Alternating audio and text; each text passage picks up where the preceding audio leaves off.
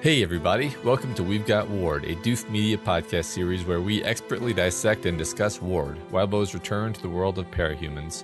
My name is Matt Freeman, and today I'd like to tell you about my client, Eric. Eric is a lot of things to a lot of people, but first and foremost, he is a man of integrity. And he did. Just cracked it. Just like that. Well, let's go live to Scott Daly with more. What? Just do the fucking intro. This is the weekly podcast where Matt and I eagerly dive into Wildbow's world of asking your dad to murder your sister. Oops, we forgot about the normies and alien-based death powers as we analyze and interpret this ongoing web serial. This week on the show, we continue Arc 17 Sundown with Chapter 17.9 and 17.10. Victoria avoids going back to the Situation Room by doing totally normal things like commanding her rogue body to swallow chicken and suggesting that her dad should totally kill her sister. Then, Tattletale and Victoria attempt to solve the mystery of the other threat. After some deliciously nerdy powers discussion, Victoria heads back, makes Eric look like a little punk, and then realizes that they should have been paying attention to all the little punks out there. Matt, what did you think of these two chapters? You never want to take your eye off the punks. I like that we get to cover these two together. It feels like they are a unit to me.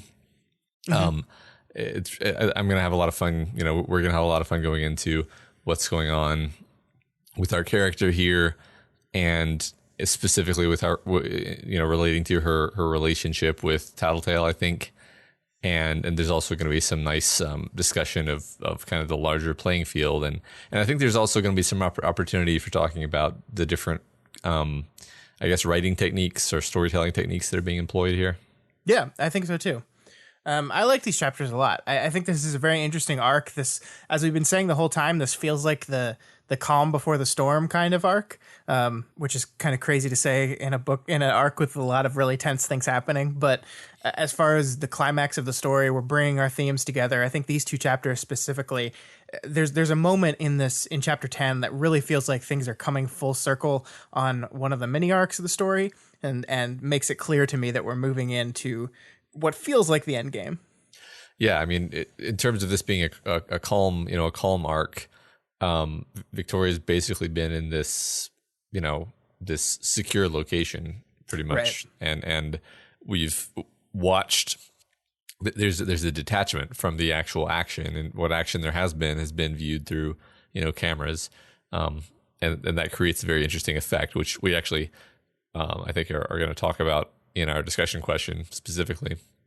Yeah, and like you said last week, there's an anticlimax here, specifically because the story has constructed this climactic moment that occurred in last week's chapters as a misdirection or focusing on the wrong thing. So that's what these chapters are all about. It's like, okay, that's solved, but that wasn't the problem. Now it's almost we're doing rising action to what is the real problem, and it's gonna be interesting to see how that pays off. Yeah, it's a shift to a kind of tension where you're like, well, we feel like we solved the problem, but there's still this ambient tension of, well, we know there's got to be something else that's wrong. Yeah, absolutely. We don't know what. Yep. All right. So before we move on into the chapters, first just one announcement: the Halloween costume contest. The deadline for submissions has passed, and the voting is now live for Doof Media patrons. Winners will be announced this time next week. So thank you all for your submissions and really, really awesome submissions this year. Yeah, it's so fun to see these. If you are a patron of us and you haven't gone and voted yet, do that. Do it. There's still about a third of you, I think, that haven't looked at that post yet, and I can see those analytics. So to go do that. And yeah, and if you're not a patron, if you join now, you get to vote in that contest. That's how those rewards work. So yeah, do it. We can't wait to announce those winners and show off all those costumes. It was fantastic. This was Matt's idea last year, and I loved it so much, and I'm so glad we get to do it. Yeah. Once again, really happy with the quality. Same as last year, really, but there's some really amazing ones. And yeah, even if you're not a patron, you'll be able to see the results at the end. So yeah. But if you're a patron, you participate in the democracy. Yeah. The fee-gated democracy. Yeah. Which is just America, baby. Yeah, that's how it's always been. Get real, everybody. All right. 17.9 begins with Victoria reflecting on having passed her own personal everything is fucked metric, which she defines as the body ceasing to make fundamental sense. She's slept but feels exhausted. She's showered but feels scummy. She's starving but she can't eat. And she thinks that right now she should be coming up for air, comparing the Situation Room to being repeatedly pushed underwater. Yeah, this is a really great continuation of our ongoing water is a bad thing metaphor we've hit a few times throughout the story. And of course, I love it here. And I also love, once again, how aware of her mental state Victoria is, right? To make a comparison that I once swore we would stop making, Taylor, I think, was often very ignorant of the depth of her issues and her mental state in a given moment. And the book kind of forced you to read the subtext to get there. I don't think that's the way Victoria is. And I think that the subtext in this book is forcing you to do a very different thing because she is always constantly aware of herself. And I just find that very interesting. I mean, right here, she says, literally, I'd walk away from the Situation Room in the Amy situation, wanting to climb into bed and pull heavy covers around me. Not an option. I needed to do what I could here or I'd regret it forever. And that's just like totally, she's aware of what her state is, she's aware of what she needs, and she's aware of what she wants. And so like it's interesting to have a character who's fully aware of those dynamics and continues to make the same choices anyway. Yeah, it's interesting because part of me just wants to say, yeah, she's a more introspective character than Taylor. And maybe that's true in a literal sense, but I think maybe what this shows us is that just because you're introspective doesn't mean you have control over yourself. Sure. It just means you're aware. And I wanted to talk to you about this idea of what she says here. I needed to do what I could here or I'd regret it forever. Because I find this is really interesting, and it really clued something into me, especially after we talked last week about this concept of regret that these last few chapters have dealt with. And so like if Worm is a book that explores the idea of villainy and explores it and reframes it as this like noble attempt to fix the system via bucking the central authority of the system, one read of Ward could be an exploration of the nature of heroism and the self-destruction those kind of tendencies cause. Mm-hmm. Because Victoria's live without regrets portion that is central to her mantra is, I think, one of her most heroic qualities. It is what guides her to do good. It is what guides her to save people, to keep fighting even when all hope seems lost. But in this moment, it is textually what is also driving her away from the help she needs, the rest she needs, the self-care she needs, and into the destructive and potentially mentally and physically damaging behavior that she's putting herself under. And it's just so interesting. It's literally an exploration of the concept of a hero complex, in that it's noble in one sense, but then you see that she can't not do something. Like she literally is unable to do something, even if she knows it's what she needs. Yeah. So, I mean, I think there's a reason why the phrase "with great power comes great responsibility" has become such a popular phrase, because it's such a pithy way of phrasing this classic hero complex. And yeah, it's the Spider-Man thing, but it's sort of all the heroes to one degree or another. But I think what Victoria has in common with Peter Parker here is a complete lack of any ability to say, you know what, this time I need to take care of myself, because part of being responsible is taking care of yourself so that you can, even if only so that you can continue to take care of others effectively. Yeah. But she really has a hard time with that. And here, as you just said, we see her basically in a situation where any reasonable person would say, and in fact, I think she's literally surrounded by people who are saying, you need to sit this one out. Literally sit this one out, Victoria. We're ordering you to sit this one out. And she's saying, I will regret it if I do that. If I let you make me take a break, I will regret it. And it's self-destructive, like you said. Yeah. And I think it's really fascinating. Like there's such a thin line between, wow, look at that. That's such heroic behavior to, oh God, what are you doing to yourself? Yeah. And I love that this book skirts that line near constantly. Yeah. So I love this bit where she connects the idea of the body not making sense with the idea of drowning, and specifically how drowning people can lash out in panic and harm their own rescuers. Yeah, it's really great, right? Yeah. It's once again our very aware character acknowledging that she could inadvertently hurt people via the path she's on right now. She knows she can, but she can't stop anyway. And I really do think that the text is injecting this degree of it's making me on edge. I'll speak for myself. It's making me on edge that she's throwing in this idea that when you're panicked, you might accidentally lash out and hurt people who are just trying to help you.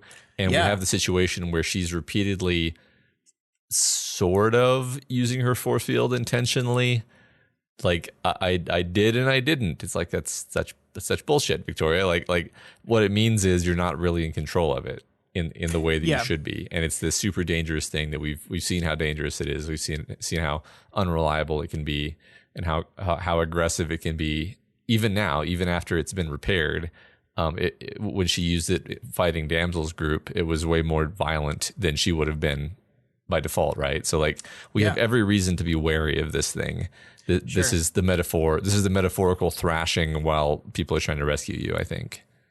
Yeah, and I think you're absolutely correct to feel that way, and I think the book is doing that to you. And I think a lot of, especially the end of chapter 10, is playing off of, is this real fear that, especially with a guy that Victoria hates as much as Eric, this could go that way, right? Mm-hmm. This could go to the thrashing. I mean, the book is playing off of that, and we get very, very close. Like to where the first time I was reading these two chapters, I was like, oh, fuck, this is when it's going to happen. This is exactly what we're heading to.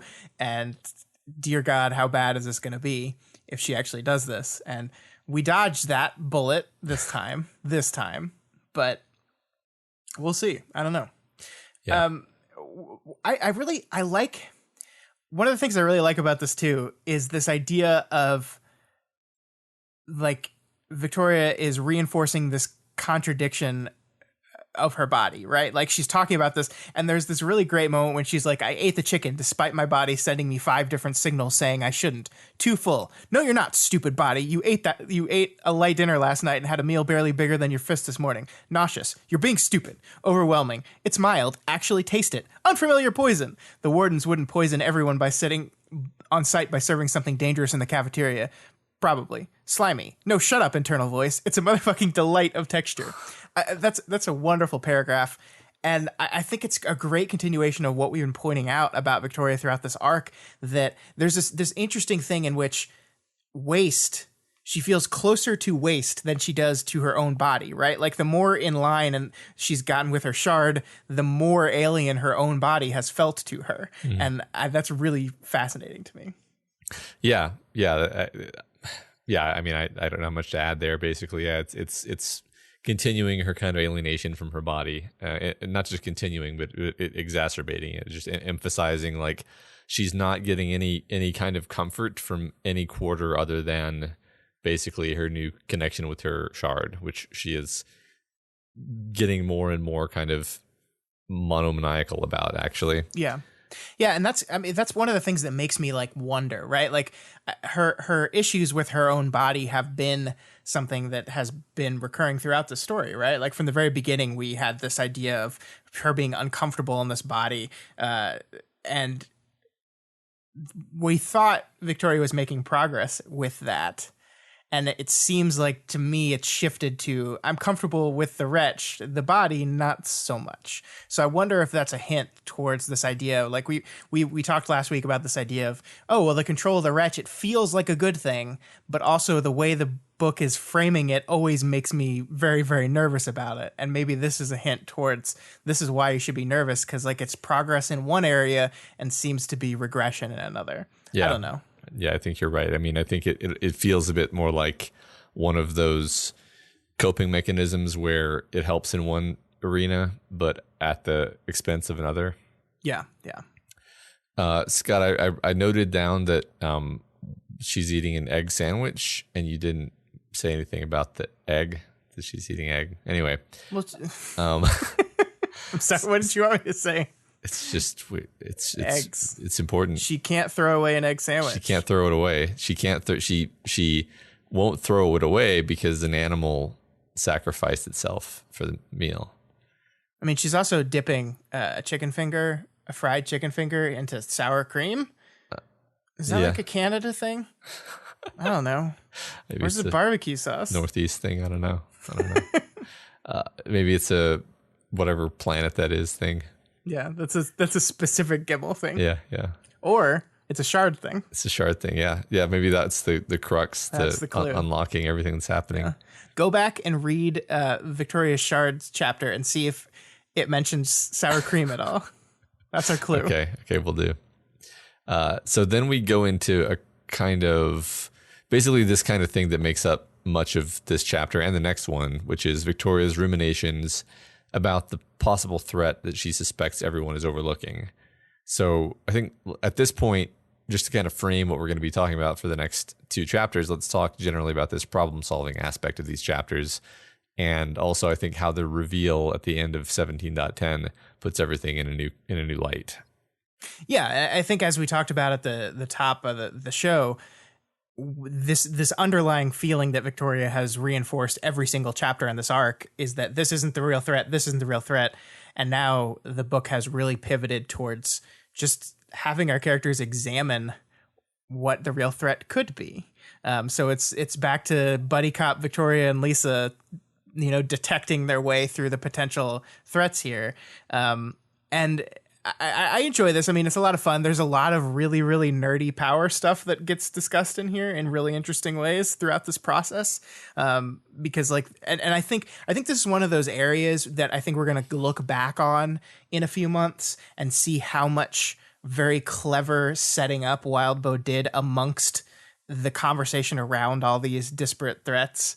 I really feel like that's the type of thing he would like to do, and that's the type of thing he's done in the past, and we're going to be like, oh, of course, he set this up very subtly through the blasphemies. And I think that's a really cool thing. And it's whenever I get to a section like this, I'm like, I need to bookmark this chapter because I'm going to want to go back to it.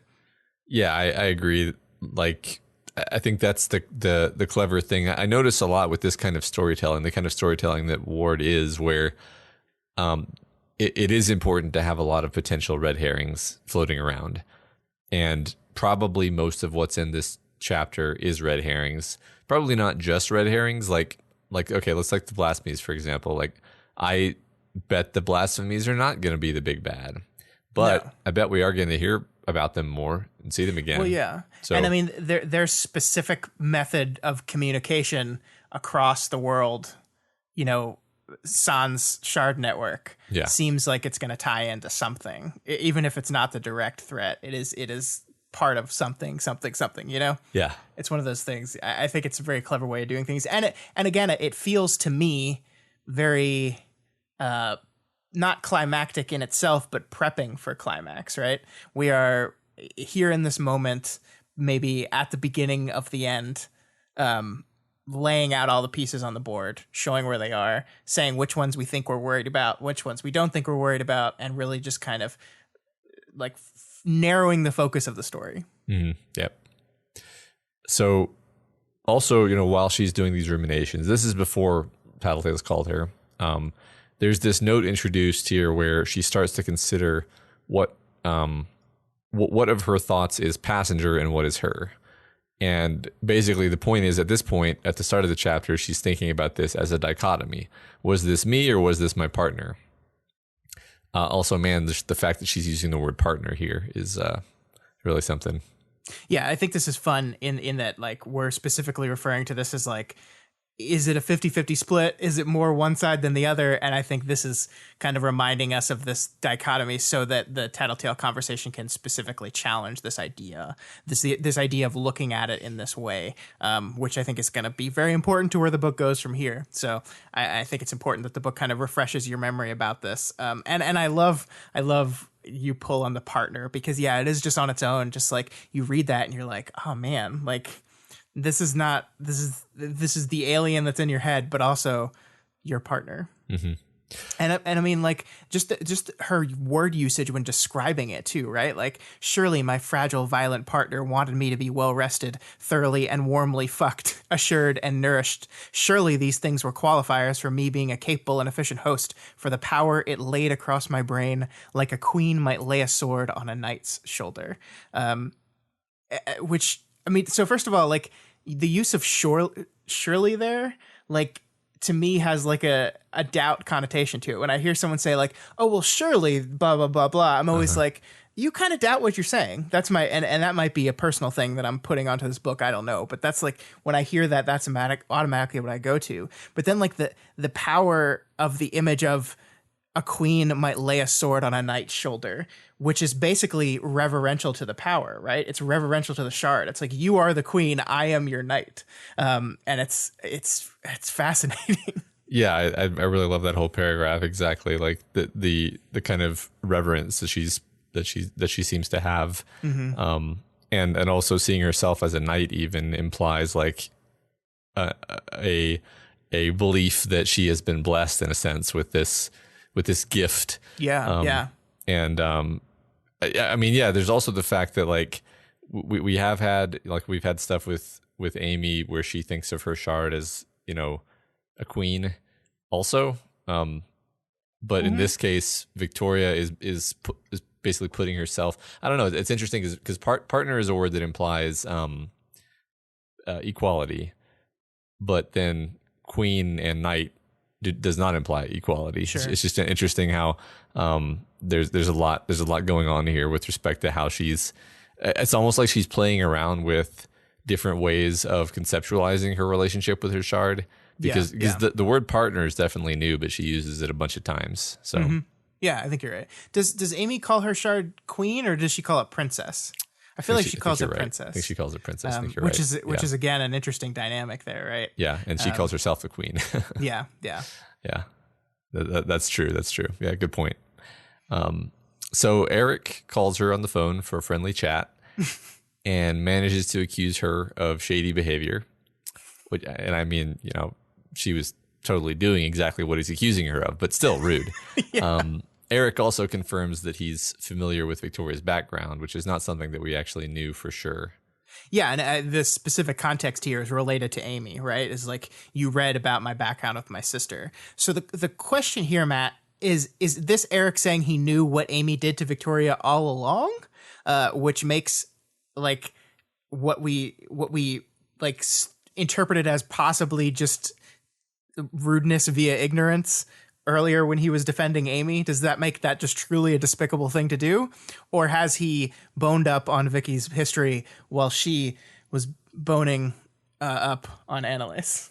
I interpreted the former, that he had always known about it. I mean, basically my interpretation of his attitude toward this is one of just like detachment, where it's sort of like how I mean I don't know, maybe I'm fixated on this because I know that I said something similar last week, but the idea that Eric probably knows about as much about the Amy Victoria thing as the average worm reader, or maybe I said this in a Reddit thread, but like the average worm reader who just read Worm and doesn't know the Word of God and didn't read Ward, they have quote unquote all of the relevant information, but they don't actually understand. We walked away from Ward, from Worm, not really understanding everything that was implied by what happened in Brockton Bay, and so this is not meant to excuse Eric's behavior. It's more like I think it's an interesting window into what happens when people just have quote unquote all the information, but haven't really thought about it and haven't really thought about the context and aren't really like, he's not particularly seeing her as a human being. Like that's definitely true. He's sort of seeing her as a pain in his ass. Sure. Yeah. So, and I think, as we'll learn earlier, like he is very specifically enjoying this opportunity to have power over a person with power. And that is one of the big reveals about Eric at the end of these chapters is his whole viewpoint on this power imbalance between the powered and the non-powered. Mm-hmm. Yeah, definitely. So anyway, on the phone, she persuades him into connecting the incoming call from Flashbang so she can talk to him. So yeah, we have a lot to talk about the Mark conversation here. Before we jump into this absolutely incredible conversation, I wanted to focus on this one bit as Victoria is kind of patiently waiting to be connected. So she's sitting there, she's in the cafeteria, she's alone by herself. There's other groups that are eating together and some people that are alone. And the description here is great. Hero teams around me were huddled at their tables, talking. A few isolated capes sat alone. Heroes that had never been attached to a team, but who wanted to help.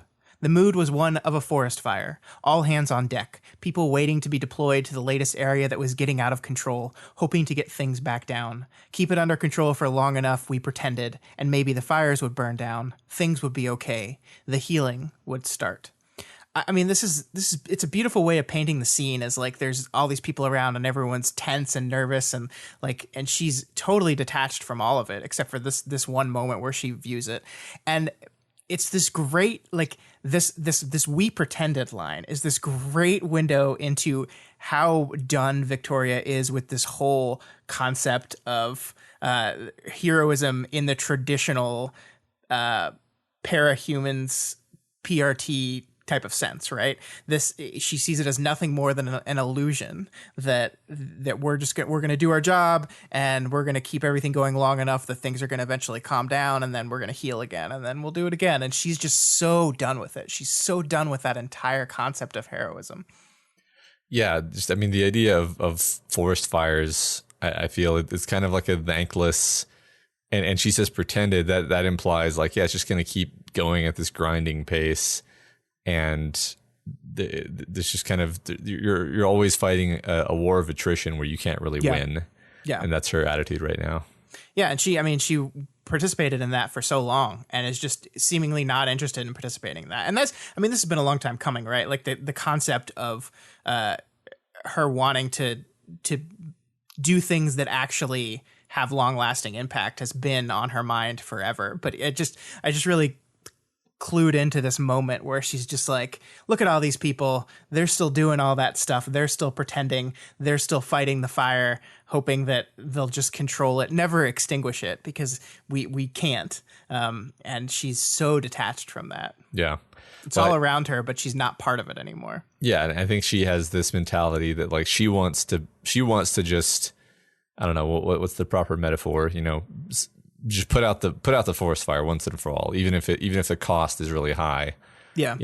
What I don't know. Rip out the trees and they won't burn. Yeah. Right. Yeah. Just, bulldoze all the trees ahead of I don't know, some metaphor there. So then Mark, the call is connected and she has this really raw conversation with her father. So Mark, So Mark is basically venting. He's letting loose. He's revealing vulnerabilities, revealing doubts that he's never shown to his daughter before. And one kind of theme is that he's talking about how he constantly feels like he's getting a leg up on things, and then he looks around and realizes that he's actually fallen behind. He thought he was getting ahead, and then it seems like as soon as he does the thing that he thought was going to be the right thing, it was the wrong thing, and the world has passed him by, and he always feels like he's playing catch up, and he's kind of out of it. Yeah, and I think there's a certain part of that echoes a lot of how Victoria sometimes feels about her, attempts to make a difference in the world, right? At the end of this conversation, Mark says, "You're so much like your mother and not at all like me." And while we have pointed out multiple times throughout this story that Victoria is very much like Carol, I think there is some of Mark in her, and I think we see it in that idea that like we're just like you constantly feel like you're behind as hard as you try. I mean, she was basically just thinking about that when she was thinking about the forest fire. Right. I really do think that there's a lot of the things Mark is saying about himself definitely apply to Victoria. Yeah. But she, interestingly, she doesn't seem to see it that way. Yeah. And this is exactly what I wanted out of this. Like, you and I had been talking for weeks about how, like, I need more information on Mark. I want to know what's going on with Mark. Maybe we'll get a Mark interlude. And I was so waiting for this conversation, and it is exactly what I wanted it to be, right? It's vulnerable. It's painful. It reveals what Mark's thought process is and why he is behaving the way in which he is behaving. And these attempts that ultimately I think mean well. Like, he's trying to do the thing that he thinks is the right thing, and he's still just hurting people, and he doesn't even mean to. Mm-hmm. And I love that he opens up the conversation talking how proud he is of Victoria, right? It's this really great moment where, like, one of the first things he says to her is, "I just wanted to let you know I'm proud of you." And she kind of hates it. Mm-hmm. And it's really fascinating because the implication here, and she doesn't actually come right out and say this, but one of my interpretations is that he's proud of her strength. He's proud of the way she behaved, and the idea that he's proud of her ability to confront Amy and still see her as a person and extend this benefit of the doubt to Amy, even as she's being a terrible person. And it makes sense that Victoria would hear that and be angry at that, because Victoria, even when she was in the shower a couple chapters ago, was looking at that and seeing that as disgusting, seeing like, I had to do this. This was the means to an end. I didn't want to do it, and I'm not proud of myself for having to do that. And then her father comes along and says, "I'm proud of you," and it goes right back to that feeling. Yeah, I think you're exactly right on that reading. I think that she rightly thinks that he's proud of her kind of willingness to, to not necessarily forgive Amy, but I think just the word you used, extend her the benefit of the doubt. And Victoria has not actually done that in her heart. She's done it performatively to try to maneuver Amy, manipulate her. Yeah. But the fact that her father is proud of that suggests that her father actually thinks that that's what she should do, which she absolutely disagrees with. Right. So I think even before we see her reaction to this, we see him saying, "Oh, I'm proud of you for doing that." We're like, no, yeah. And it really, really sets the tone of this conversation really well at the beginning too, because there is this just fundamental disconnect between these two people, right? They're talking to each other, but they're almost talking past each other. They're what they're saying is not reaching each other, and everything is interpreted differently. And I think that's really wonderful, and it's part of what I love about this so much. Me too. Yeah. There's this one part. So he talks about family, and he talks about family, how much family is a part of his struggles. And he talks, then he has this wonderful moment about Carol, like, "Holy hell, Victoria, I love her. She brings out the best in me. And I think being close to her helps her good side shine." Like, it's this really wonderful moment where you see how much he loved this woman still, and how complicated and messy their relationship is, and how he just feels like he can't ever get there with her. He can't ever, get to a place where he's able to rein her in when she needs to be. And it's a really wonderful dynamic. And then this one line that makes me love Mark a little bit is when he says, "Same thing with Amy, but I won't get into that." And like, this just quiet kindness with this Mark still understands Victoria's relationship with her sister just enough to where he knows getting into the details of that is not the good thing to do right now. It's not what we need right now. It's not a good plan. And he just extends that to her. We're like, I think Carol, on the other hand, would have said, "Yeah, same thing with Amy, and let's get into this in detail." Mark extends that kind of quiet kindness with just saying, "We won't get into that right now." Yeah. And I think it's not inappropriate for him to bring it up in the first place, because they are talking about his issues with family, and it's totally a worthy topic of conversation. But yeah, it's kind and polite of him to be like, just acknowledge it and then be like, but let's set that aside. Yeah. So he tells her that she's the only family member that he doesn't have regrets about. And then that causes her to think about the fact that after it became clear that she was actually aware in her wretch body, he gradually stopped coming to see her as often. Yeah. And so once again, we have this idea of regrets, right? It's really been a recurring beat in this arc so far, right? Victoria is trying to live without them. Annalise trying to make up for stuff to avoid living with them in the future. And then her father looking at her proudly and saying, this is the one thing in my life that I've done right. This is the one thing in my life that I've done right by. And Victoria hates that because she's like, nuh-uh. Yeah. And I totally agree. Like, I don't want to attack Victoria here because I think to have that feeling, to feel like your father has let you down in some way, and by saying I have no regrets, he's basically, unbeknownst to him, saying that he approves of all his behavior when you clearly don't. But I wonder, and again, I don't want to attack Victoria here, has she communicated any of this to him ever? I think definitely not. I mean, yeah. I mean, I think that's why this is a crucial conversation in the book. Actually, is that it, and not to get ahead of ourselves, but by the end of the conversation, she says like, if you can do this, then I will forgive you. Right. And he's like, forgive me. And like he just got done saying, I don't have any regrets. So if I don't have any regrets, what do I have to forgive? Like by definition, right? And he doesn't get it. And I think even first of all, she doesn't even tell him what she holds against him. Like all she communicates is, by the way, I have a simmering resentment toward you that I've never communicated, which is almost certainly influenced our interactions.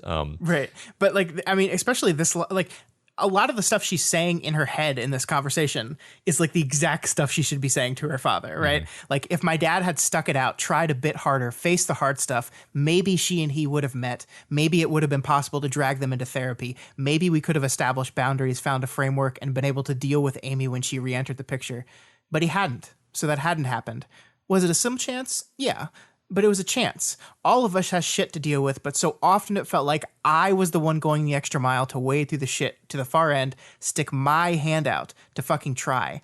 I wanted him to regret that. And I'm like, Victoria, that's great. What you just said is great. You're right. You are 100% right. Now say it out loud. Yeah. Tell your dad this. And you could argue, I suppose, that maybe this isn't the time, right? Like this maybe, like he's behind enemy lines, he's with your sister. Maybe this isn't the time to have this conversation. But as Annalise pointed out a couple chapters ago, there might not be another time, right? Like the world might end. Yeah. Things are going to get crazy. There might not be another time to do this. So maybe if you truly want to live your life without regrets, maybe this is the time to let your dad know the way you feel. Let him know how he hurt you. Yeah, I mean, it's an interesting general idea. The idea that, if you feel someone has wronged you, then you basically have the option. Well, you have a few options. One option is you just unilaterally forgive them in your own mind, and then it's not an issue anymore. Sure. You may not even have that option though. Like like you may be like, I would love to be able to forgive them. I'm just too angry. And then if you're in that position, your options, I guess, are just kind of hope that they'll figure it out, which I think in reality results in you just being passive aggressive toward them forever. Yeah. And never actually addresses the problem. And they're not going to figure it out because, I mean, people aren't mind readers, and sure. And they don't tend to be that kind of self-aware. Especially not if they just don't see the situation the way you saw it. And then the other option is you just have to tell them that you feel that way, and it might even offend them. They might be like, no, that's not fair. I didn't do that. But you kind of have to take that risk because the alternative is like this permanent black cloud over the relationship. And that's kind of what it's been with her dad. It's been this like, even from very early in the story when her dad came over after the barbecue incident, she's always kind of held him at arm's length. And I think it's always been related to this. Yeah, I think you're absolutely right. Because this is new information to us, right? The specifics of his behavior around her in the hospital is not something Victoria has ever let us know. I think so. Yeah, I think you're right. So yeah, I mean, I it's opportunity missed there. Yeah, I think at that point she was also mad at him because he clearly didn't understand how, traumatized she still was and how big a deal it was. Sure. But I think unlike Carol, once he realized that, he was actually able to be like, oh, okay, I get it. Right. Whereas Carol was like, I'll just try again. Yeah. And I mean, like, it's funny because it's like one of the big recurring beats with Amy is this concept of like the first step, Amy, is understanding and admitting the things you've done. Mm-hmm. And like Victoria has laid that out to her. And of course, the things her father did to her are not nearly as literal and terrible as what Amy did to her. But in order to be able to like accept and understand and learn and grow from your mistakes, sometimes people have to point them out to you. Yeah. Like in an ideal world, Mark would know like, oh yeah, I did that and that was fucked up. Right. Like I totally acknowledge, and no one has to tell me that. No one has to inform me of how awful that was. But sometimes you just gotta let people know. Yeah. No, I mean, it's entirely possible that he has no idea that he did that. Right. Like mm-hmm. it was subconscious. And if she pointed it out to him, he might even be like, no, I didn't. And then think about it and be like, oh my God, you're right. And it's also entirely possible that like him and Carol had a conversation where they were like, let's, trade off or something. I don't know. Like, who knows? But none of that gets figured out unless you communicate. So Sure. Yeah. Yeah. So she finds some privacy away from prying ears. And before the conversation continues, though, we get this moment where she sees a couple giving each other a moment of physical comfort, just kind of holding each other, and it hurts her to see this. Yeah, I love this because it's just once again reinforcing her isolation and her loneliness, right? She had that physical contact with Annalise, but it was nothing. It was fleeting. It was gone. She has nothing like what she's witnessing these two capes have. And she has family on the phone right now. She has a loved one on the phone, technically.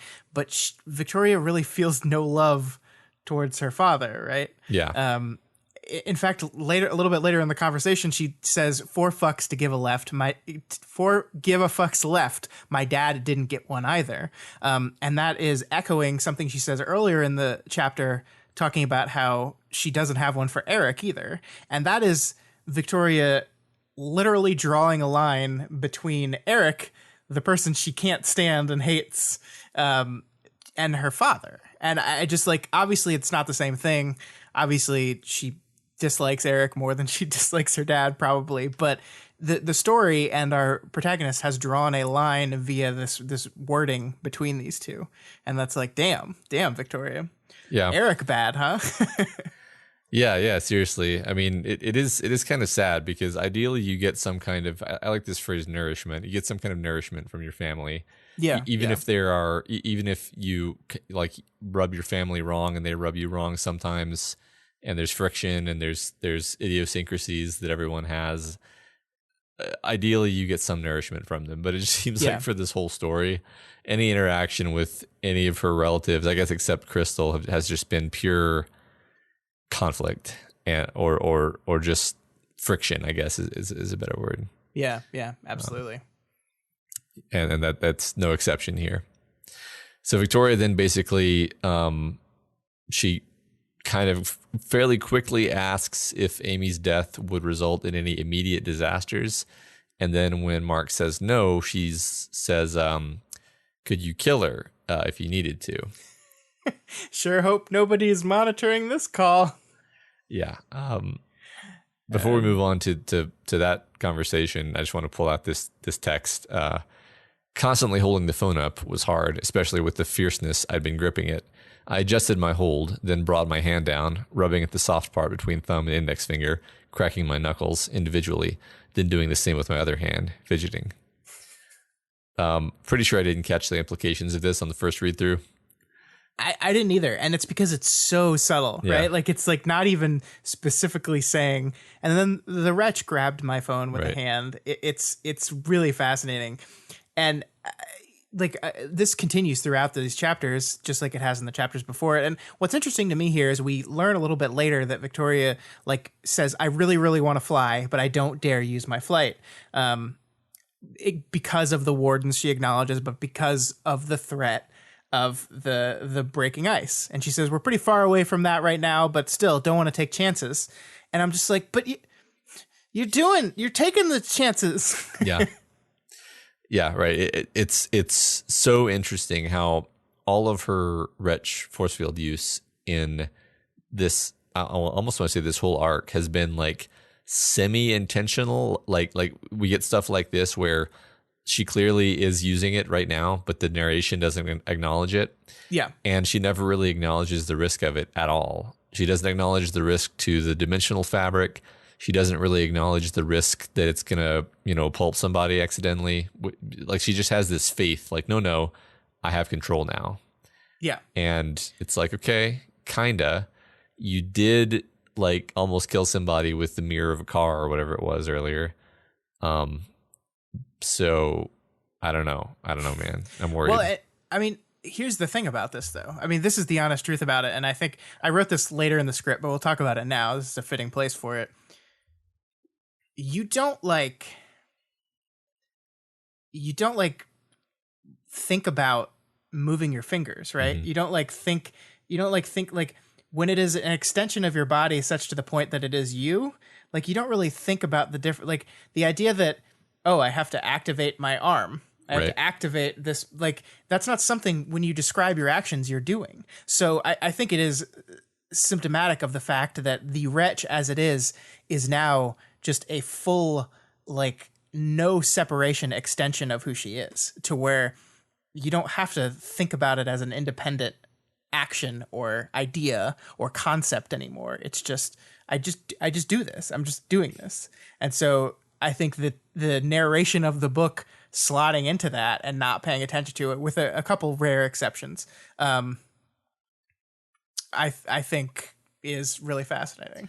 Yeah. No, that's a good point. I like that. That's a slightly different take actually from what I was saying, because the implication there is that she does really have that control. Because like if I say like I'm gonna hold the phone between my shoulder and my ear, there's not a risk that I'm accidentally going to crush a nearby person. Sure. Through that action. Like I can just do that. It's not a big deal. Yeah. I don't know. Yeah. I mean, I think she does, or at least to the level of she thinks she does, right? And like it's become this in her head. It's become like just another extension of her. So that doesn't necessarily dispute the argument you're making. I just think it in her mind, her thought process, it is so aligned. Well, it's entirely possible that I'm being silly, and that in fact she does just now have this kind of unity and control that she thinks she does, and there's not going to be this moment where the wretch does something that she sort of intended and sort of didn't. So I don't know. It's, but I don't think it's silly to be worried, but I don't necessarily know for a fact that we're going to get that moment of oh shit. So I think by the end of this chapter, I'm kind of leaning towards we're not. I think if there's going to be a way in which the wretch influences her, I think it's going to be more subtle and more like a chart of behavior across time versus like the one moment of your guard is down and then bam. Yeah. I just don't think that's where we're going with it. I feel like what lends credence to that is that there were opportunities for that to happen in these chapters and it didn't. So ample opportunities. Yeah. So to get back to this conversation, Victoria's like, so could you kill her? And Mark's like, Jesus, what the fuck, Victoria? She's basically my daughter. And Victoria just doesn't really back down on it. Like, nope. So there was some discussion on Discord about like parents and kids, and And I've found by like, you know, talking with parents and seeing people talking about being parents and being a parent, like typically if you have a trolley problem where your kid is on one track of the train and there's like 5 billion people on the other track, I don't think most parents are going to be able to pull that switch that kills their own kid. I just think that like that's how we're put together. We're just not able to do that. And so Mark being like, basically just being like, no, don't ask me to do that. That's crazy. Is a very realistic and reasonable reaction here. And if anything, what's interesting about the interaction is that Victoria just refuses to back down on it. Yeah, I mean, I'm not a parent, so I can't comment on that specifically, but I will say that I fully bought Mark's reaction here. Like it read to me as completely realistic, regardless of whether I've ever experienced this specifically or not. Just like, and I don't even know if it's a lack of understanding on his part as to whether or not this will be necessary, but more just of a, as you said, like a gut reaction to, there's no fucking way I could ever do that. There's just like, there's no way. Yeah. And that read completely realistic to me. I think that's I feel like when I am a parent, I will definitely feel that way. Yeah. But yeah, so Victoria, she's just laying into him. Like she's absolutely bulldogging this idea that, hey, Mark, you might need to kill her. Let's be honest. You probably will. You definitely should.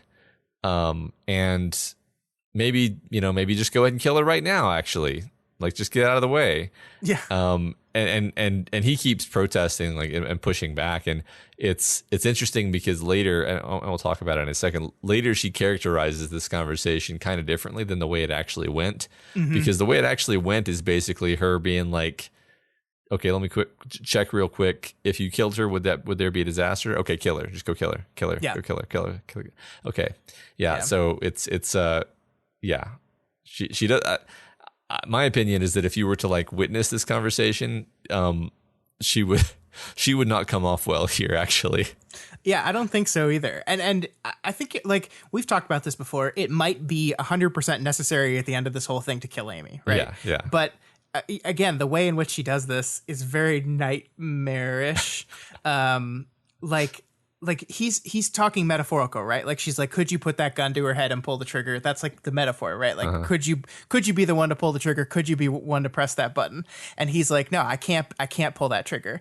And then she immediately goes, I was thinking more like a light bomb at her feet, maximum power. Yeah. You'd have to, and then goes on to say, you'd have to run after, like she's basically doing what she's been doing in her head the entire time, right? And where she's outlining in great detail exactly what the situation would be if she kills Amy. She's outlining this in detail, and then she's doing it out loud now, though. She's doing it out loud to her father, and that is quite the shock. And I do absolutely find it horrifying at times. I think she does characterize this to Eric, and I do think there's some truth to this. I think there's some truth to the idea that what she's trying to do is make the stakes as real as possible. Is make her father understand this is where we're at now. Like this is, in my opinion, this is where we're at. If she does not go to therapy, if she does not carry up her part of the bargain, this is where we're at. And I think this is fascinating for me because this is a dynamic that we've seen before, right? Like when she was on Sheen last, she made this same arrangement with Amy, basically, where she said, go to therapy, only this time it was, or I'm going to drop you in a prison world and to never to be seen again.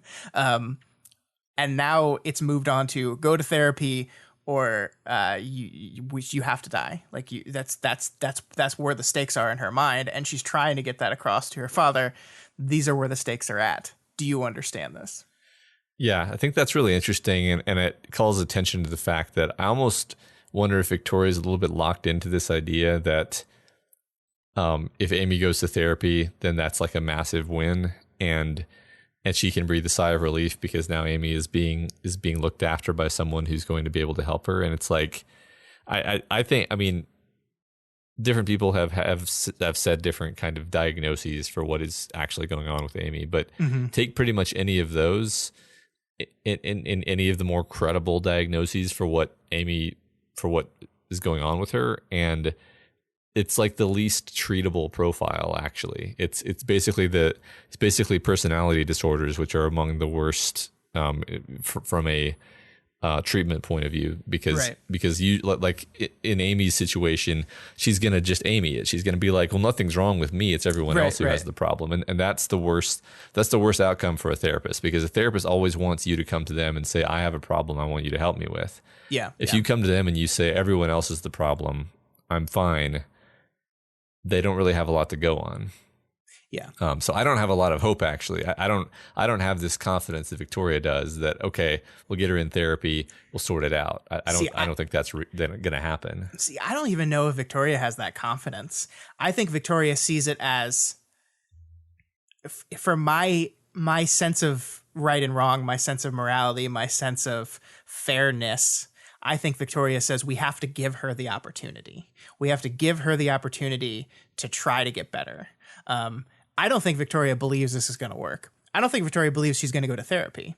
And I don't think Victoria believes that if she went to therapy, she would get better. I think she would love for that to be true. But I think Victoria sees the killing as what's going to happen. But I think for herself and for, you know, her concept of the world, she needs to still provide that opportunity. Allow Amy to reject that opportunity, and then we go to the nuclear option rather than just do it. That's my read, at least. Yeah, I think that makes sense. I think that tracks with all the different stuff she's kind of juggling internally. Do you agree? We'll see. Do you agree that Mark almost calls her Amy as the call wraps up? 100%. 100%. Yeah. I mean, look, like they're talking about Amy as they go, and he is kind of shocked, right? He's like put off balance at the end of the call, because she says, do any one of those three things and I'll forgive you. And so he's totally put off balance, and then she's like, I've got to go.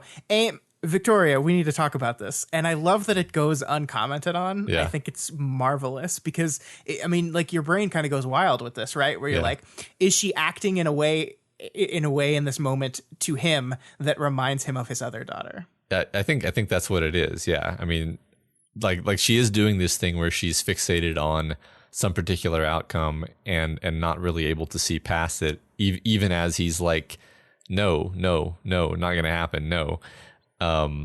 And like this whole time is basically her saying like, you need to do A, B, and C, and him being like, I'm not gonna, and that's the whole conversation basically. Just before we move on from this interaction, there was one moment in here where like Victoria has a few of her Victoria-isms, and one of them is absolutely. And she asks him a question and he says, absolutely. And I was like, oh, okay, that's where she got that one. That's great. That's good. I like that. I like that. So she ends the call, basically hanging up on him. And then she returns Tattletale's call. And I think this is a really interesting turn for this arc, actually. Because first of all, we've remarked over and over that she's failing to kind of reciprocate offered personal connections. Even, Annalise, even her dad, she sort of rejects their attempt at an actual personal connection, and she's just kind of, it's a transactional interaction in both cases. It doesn't really do a lot for her. It leaves her in this isolated space where she's kind of forced to reach out to her shard. Yeah. But here she calls Tattletale, and immediately I think that starts to change, because immediately Tattletale takes this very interesting tone that she holds for the duration of this conversation, where I think she's kind of de-escalating. She's kind of soothing.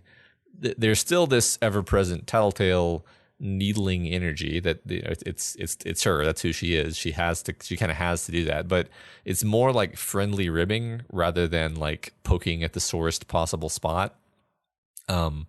Like for example, at the beginning of the conversation, Tattletale steers the conversation toward like what the kids are doing, how Kenzie's doing, like let's talk about future sleepovers, gay chicken, basically just giving Victoria room to decompress for a moment and just basically almost just blather about nothing for a minute. Yeah, I mean, we kind of learn a little bit later that Tattletale's entire goal in this conversation is to calm Victoria down enough that she stops avoiding going back in the Situation Room because they need her there. They need her at the center of everything that's going down. They need her as the eyes and ears there. And I think it's really wonderful because when Tattletale is approaching you with kid gloves, you know you're in a real bad fucking place, right? Like, I think that's a great way of because there's a different energy to this call, and it's something that Victoria picks up on immediately because it's so different from the way Tattletale handles people. So do you feel, because I feel like this isn't just Tattletale trying to manipulate Victoria to go back into that room. That this is kind of a genuine attempt at a personal connection. Which I think is achieved. I think that Victoria finally gets the human one-on-one conversational connection that she has not been able to get up until this point in this arc. Yes, I think it is both. I think it can serve Tattletale's underlying goals, but I also think Tattletale is the type of person who will use goals as a method of shielding what they actually care about, right? Well said. Yeah, and I think she has a grudging respect for Victoria. I think they've seen each other at their worst, and they've bonded over their shared experiences throughout the story. So yeah, I think there is some genuine care and relationship there. Sure. I mean, I think just little details like the fact that Tattletale starts out calling her kiddo and then switches to I forget what she switches to, but basically these are her little endearment names. Yeah. Where she's like, I see you as my little someone that I'm trying to protect. Yeah, which is great because that's how Tattletale frames interactions, right? Yeah. Like via just that exact way. Yeah.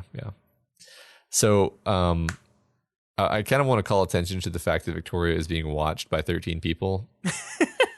Because this seems to suggest like a really high level of active suspicion.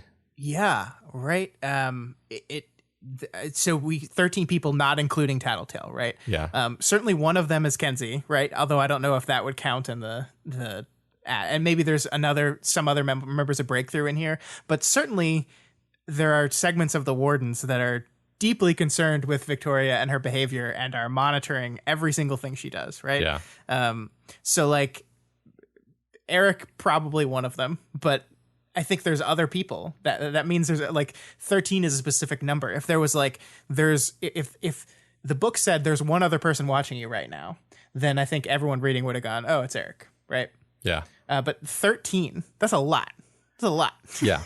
Yeah. I mean, like I said, it hints that the Wardens have their eye on her, right? It's not just like, oh, Eric is this jerk who has it in for her. I mean, yes, he is. And he does. Yes. But also he's not acting without grounding, I think. I think that this suggests like, I mean, we don't know, like, is she on their list of like, this is a volatile element we need to keep an eye on?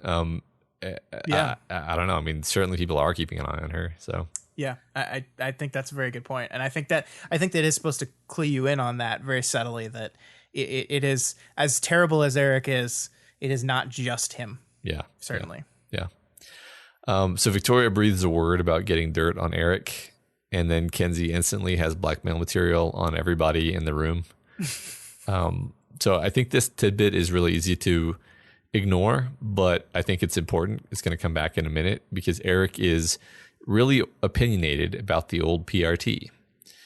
And I think it may be reading into it a little bit, but I take this to mean Eric has like really strong opinions about and thought it was really important that civilians had authority over capes. That was how the PRT was set up. Yep. And I think we see that explicitly confirmed in that great Eric reveal at the end of next chapter, that is exactly what he feels. And that kind of informs every bit of this interaction between the two of them.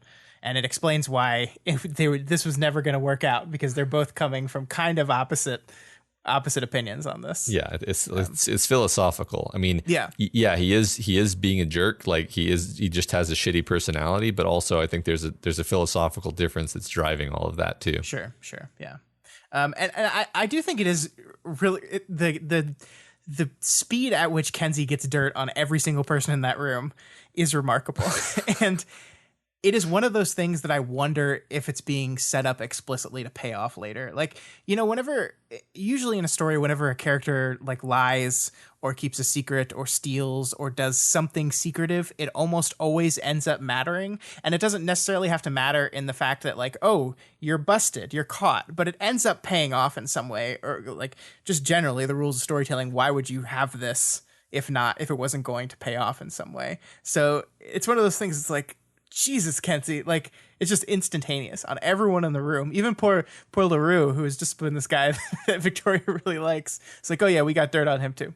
Yeah, I forget what his dirt was. Yeah, I forget. But yeah, poor LaRue. Yeah, I did think that was interesting that like we took LaRue, who we had on something of a pedestal, if only in a relative sense, because we saw how annoying Eric was.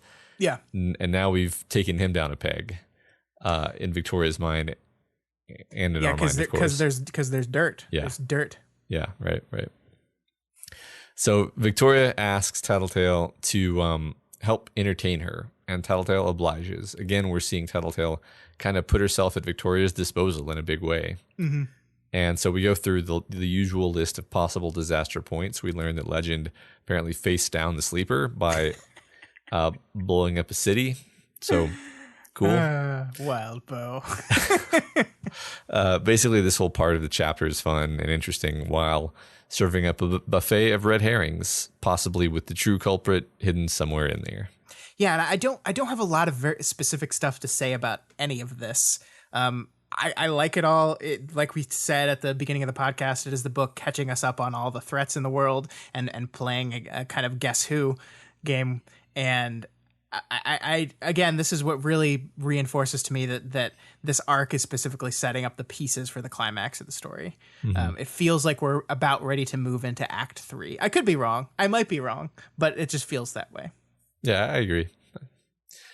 So the main things that we don't already know a lot about are the Mama Mathers-esque tech that gives you like a big mental after image if you mess with it.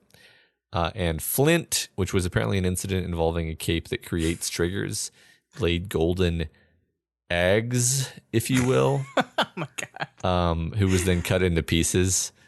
There's also an implication that Taylor like intentionally let a lot of the Class S threats die during the Gold Morning fight, which is I think just we know that's sort of true. Like she did kind of use stuff like oh man, I can't believe I'm blanking on it. She used a lot of the scarier capes as meat shields, basically. Yes, that's our girl. Always doing the nice thing while doing the awful thing. Yeah, exactly. So that the part about that I really liked is when Tattletale's talking about quantum tripwires, and then we just get Imp returning to the story in the most impish way possible, where she says, "Imp here. I thought it was important to notify you that whenever Tattletale is saying quantum, she's talking out of her ass. Each last syllable is enunciated by way of but," which is just the perfect sentence. It's the best sentence I've ever read. Yeah. And I commented this on my Twitter thread, and I liked the tweet so much that I'm just going to literally repeat it here. Imp is the character who, like, wonderfully, like, you don't notice when she hasn't been in the story very long until she comes back into it, and then it's amazing. You realize how much you missed her. Yeah, and I love that. I mean, that's perfect to her character, and that she just pops back into the story here to just do this wonderful moment, and I love it. I like to imagine that she has been like reading quantum physics textbooks in her spare time. Yeah, you got to be the classy villain. Exactly, and know the science and the literature. Yeah, I mean, and that's why she's offended by Tattletale here. She's like, yes, you don't know what you're talking about. Every last syllable is enunciated by way of but. Yeah, I love it. Yeah. So also apparently the blasphemies are super interesting. These are some characters we've not thought about since Worm, basically. Yeah. So apparently what happened was different Tinkers across the world, without communicating with each other, they each built a blasphemy, And then there were also a bunch of other attempts that were not successful. And now the blasphemies are apparently back together. So something's going on. I don't know how to comment on this other than, yeah. Yeah, I can't wait to see what comes of this, right? Yeah, Right. It's a cool idea. Like it suggests some kind of interesting background shard, something. Yeah. And I'm sure we'll figure out more about what's going on here. Like we said when we were talking about this earlier, this more than anything we circle around in this part feels to me like it is laying seeds for something that might not be specific to the blasphemies, but is going to play off of this weird quirk with what's going on with their power. Yeah, I guess I think I'd say like I wouldn't be surprised if we never hear about these Mama Mather's Tinker devices. But I would be surprised if we never see anything else about the blasphemies. But we are going to hear about the Mama Mather's Tinker device in the very next chapter. It's true. So, so having given Vicky time to process, Telltale then starts to push her to go back into the Situation Room. But even here, she's not really pushing hard. She kind of is like, we really need you in there. And then Victoria is like, nah, let's talk about Contessa. Yeah. And then the chapter ends here. I like this though, because like we kind of started with Contessa and then Dinah and then worked our way through these other things, and it kind of naturally just circles back around to Contessa. Like it's like inevitable that any conversation about any of the threats is going to circle back to Contessa, just like it's inevitable that in a book in which Contessa exists, the book is going to have to circle back around to her eventually. It's just she's too powerful for at least part of what's going on to not go through considering her. And I like that. Yeah, sure. I mean, I think I've said before, Contessa is almost a story breaking and definitely a story defining element. If you're going to have a Contessa in your story, yeah, you almost can't have it be a background element because it would just not be realistic. Well, and I have to be honest here. Every time Contessa comes back into the story, I kind of grimace a little bit because I'm worried. Like I'm like, oh God, I don't know if I'm going to like this. And then the story always pays it off in a way that I end up enjoying it. But it's always like a worry to me because, I mean, I think it's so easy for this character to just totally break your story. But it doesn't happen that way. Yeah, I think that you and I are both kind of reacting to like, oh, man, whenever I see this kind of concept used, it's used badly. But then Wild Bill Reliably is doing kind of a twist on it that makes it work. Sure, So, yeah. All right, 17.10. And the conversation continues with Victoria getting an analysis on Contessa from Tattletale, and then later getting an analysis on Contessa from Citrine. And what Tattletale says is she's lava. She spreads out. she spreads out inexorably. She can move fast when it suits her. And you can't touch her. So we're going to spend a lot of time talking about Contessa this chapter, and it's going to make my head hurt a little bit because I'm the resident person on this podcast for whom these precognition determinism conversations ends up confusing a lot. So as that person, I like the simplicity of this metaphor, and I think it's almost an acknowledgement that this stuff's really complicated, and the best way to really parse it is you first break it down into something simple and easy to digest, and then from there get more complicated. And the lava metaphor is simple. It is easy to understand. It checks out. Our characters parse it really well, and then we just kind of add more complication to it as we go. Yeah, totally. So as they continue to converse, Victoria finds her way to the site of the battle between Ashley and Spawner, the place where her friend died. Yeah, and so I wrote this part of the script before the Tuesday chapter was released, so I might end up making myself look like an idiot here, but this very much feels like the story coming full circle, right? We had the end of the teacher arc ended with Ashley dying in this place. Then we had the next arc start with Victoria mourning her friend, and a lot of what has spurred her to action across these last few chapters has been partially motivated by grieving for her lost friend. And now we are having Victoria return to that place where she died, and she's alone. like physically and almost and she's isolated, she's alone, and she's returned to the place where Ashley died, and now we're returning to the woman who maybe caused that death in her weird Contessa-y way. And so it just very much feels like this is the conclusion of the arc. This is the last chapter of the arc. That's what it feels like to me. Absolutely, yeah. And I think the text makes it explicit, that connection there where she's looking at where Swansong died, and she's thinking about Contessa, and she asks herself, like, so wait, like, was Ashley died, and for what? Like, it seems like this was all an elaborate shell game, and I don't even know what we won for the sacrifice that we made. So yeah. So there's a lot of interesting and complex stuff here, but I wanted to pull this out specifically because I've been looking for an opportunity to walk back something I said like a few weeks ago. And what I said was that Contessa's power goes out of its way to make tangential disasters in the course of accomplishing its objectives. And like, that was one of those things. This happens a lot where, like, as soon as I said it, I was like, no, I don't really think that's right.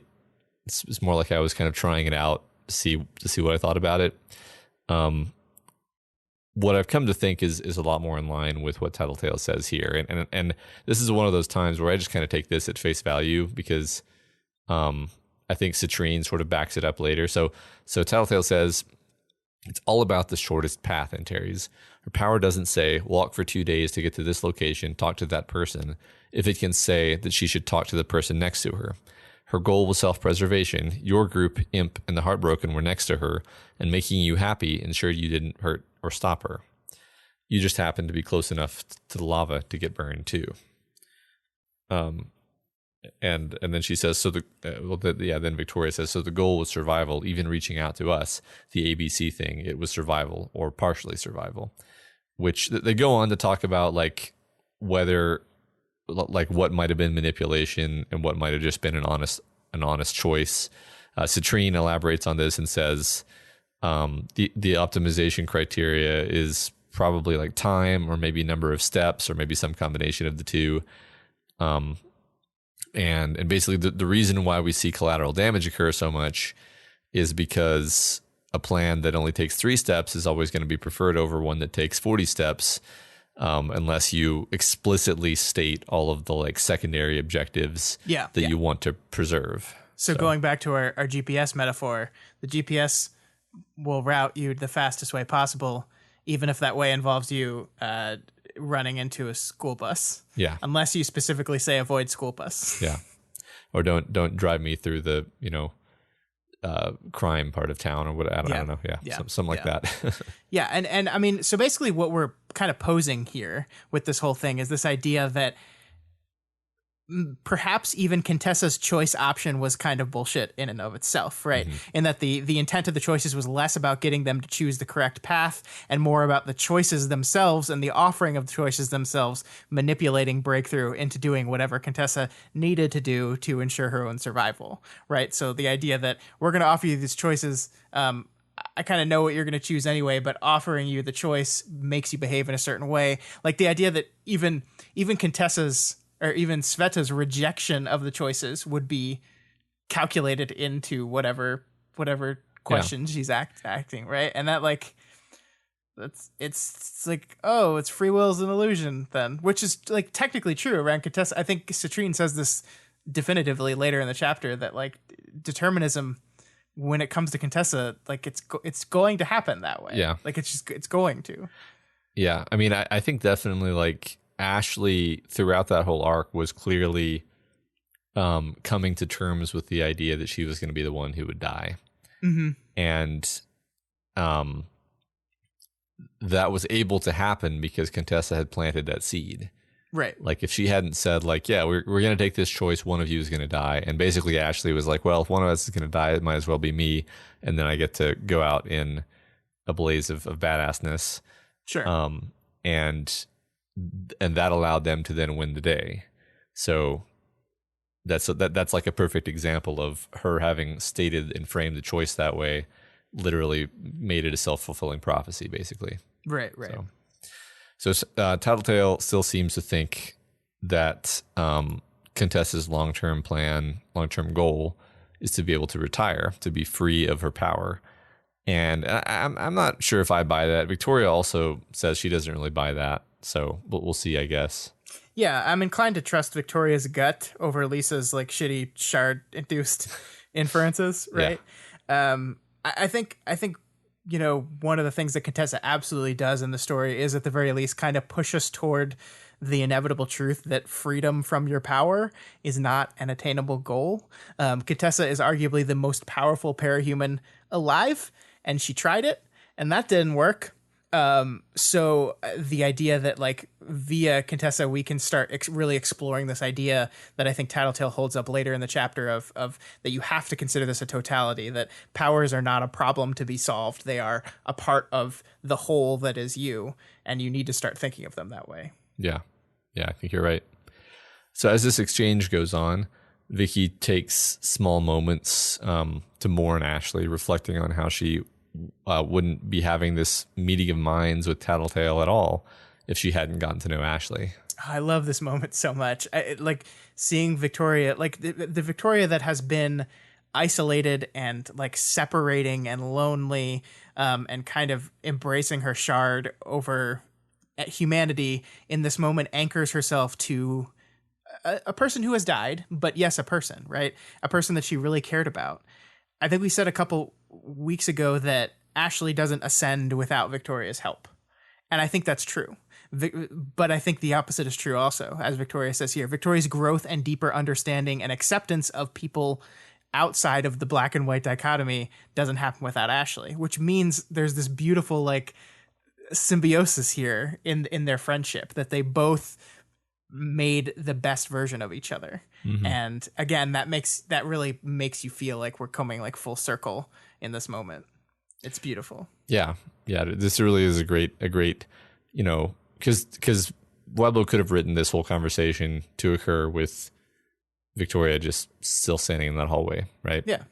I think it was a great, beautiful decision to have her walk, because it's all in the same complex. She just kind of wanders around and she ends up walking to the location where the battle happened, and she knows that's where it happened. And the book never explicitly says this is where Ashley died, right? Like it never comes out and says, now I was standing in the room that Ashley died in. It just kind of very subtly clues you in on that, and you kind of see Victoria thinking about Swansong a lot more than she had been, and that kind of that with there's signs of battle here and claw marks, and it's like leading you down an understanding of that's where we are.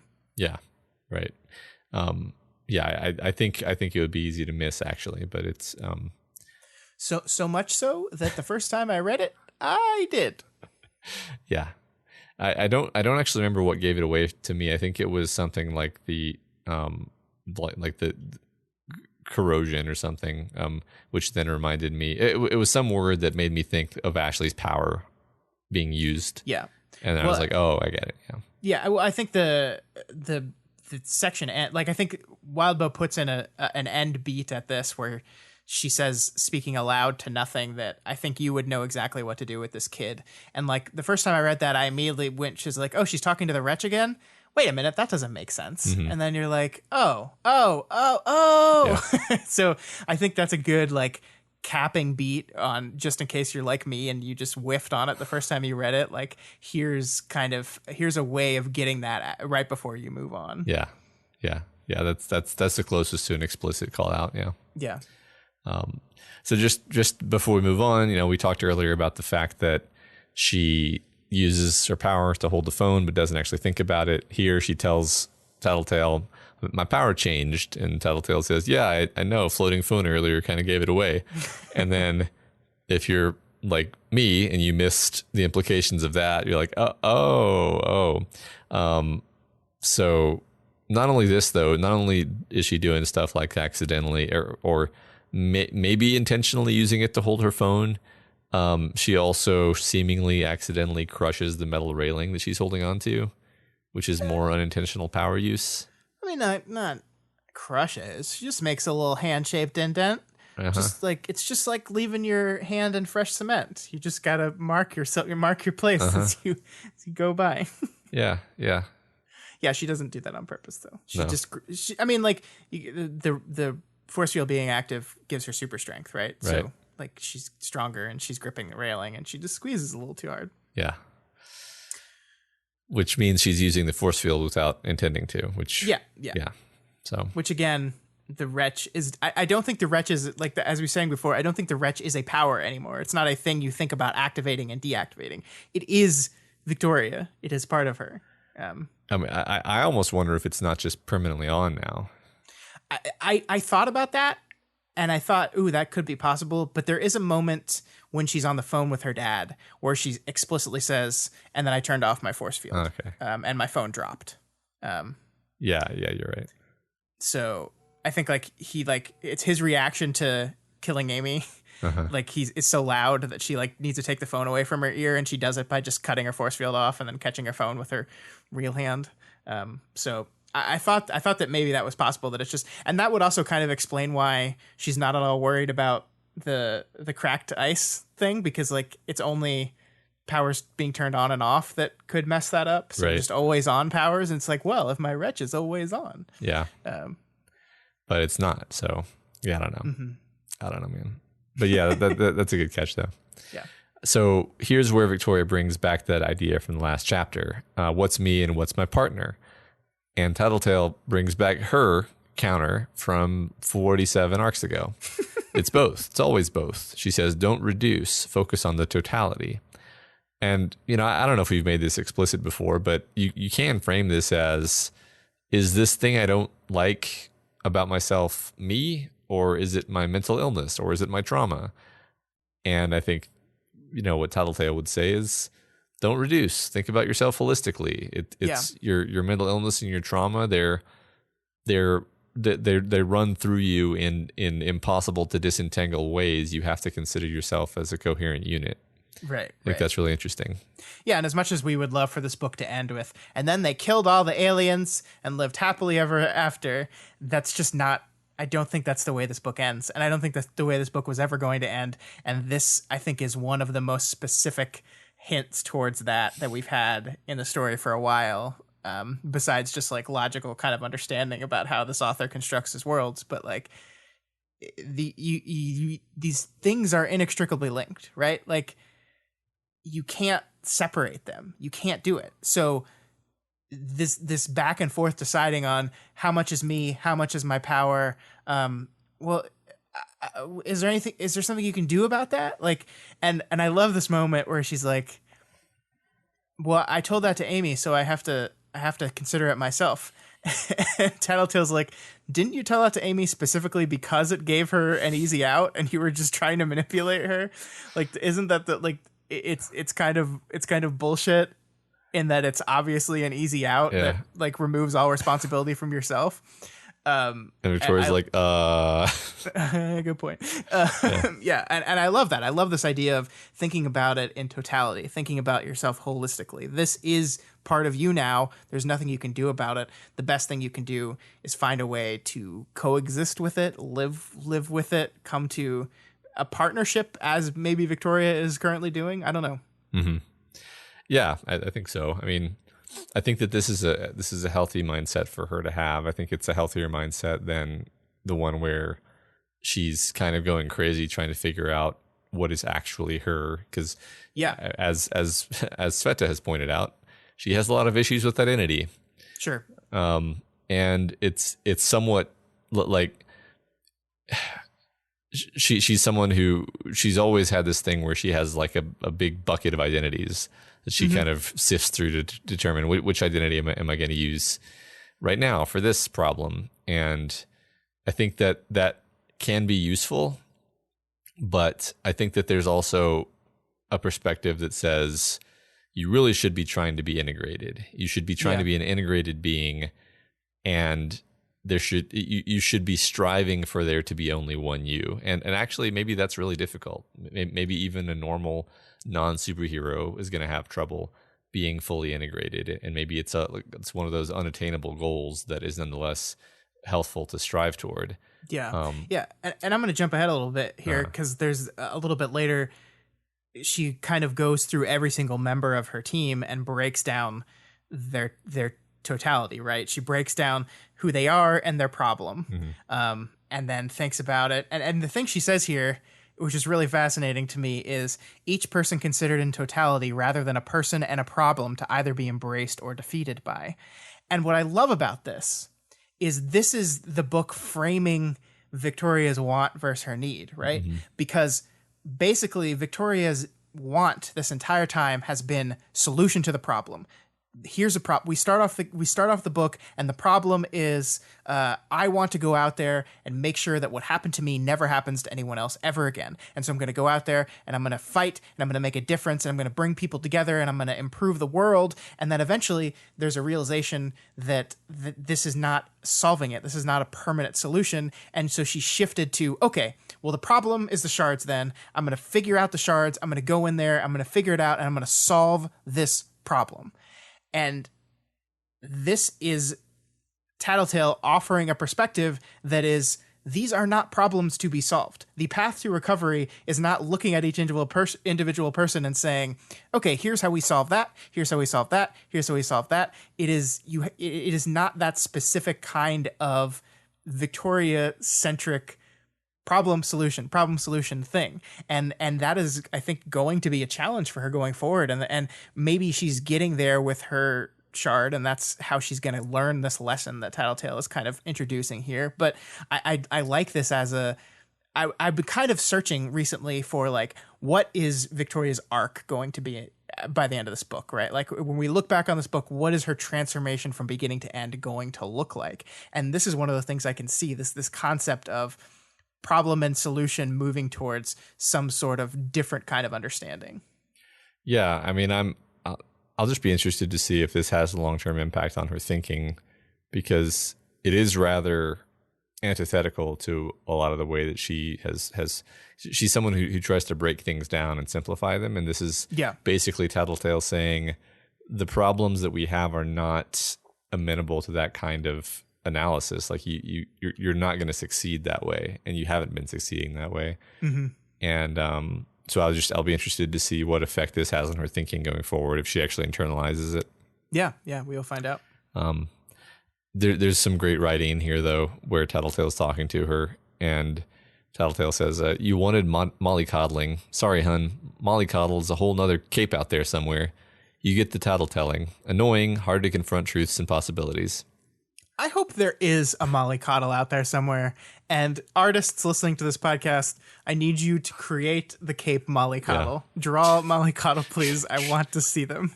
We need some trigger gen for mollycoddle, or some power gen, rather. Yeah.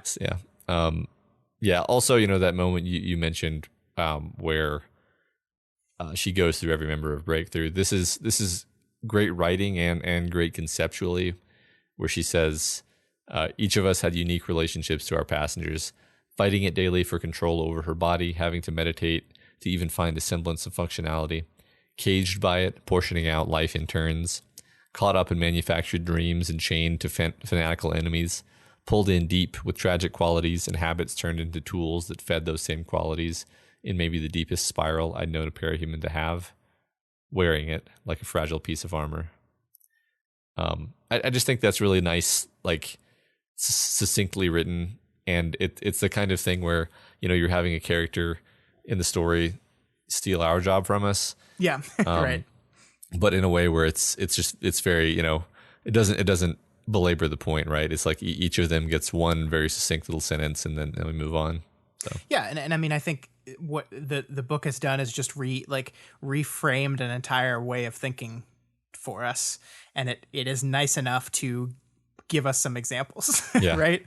Like, I think that is very important. Like, we're kind of shifting one of the ways we look at this power person dynamic, and so let's go through some examples. So I appreciate the book doing that. Me too. So let's talk for 10 minutes about the metaphorical implications of running headlong downstairs, two at a time, past people without touching the rails.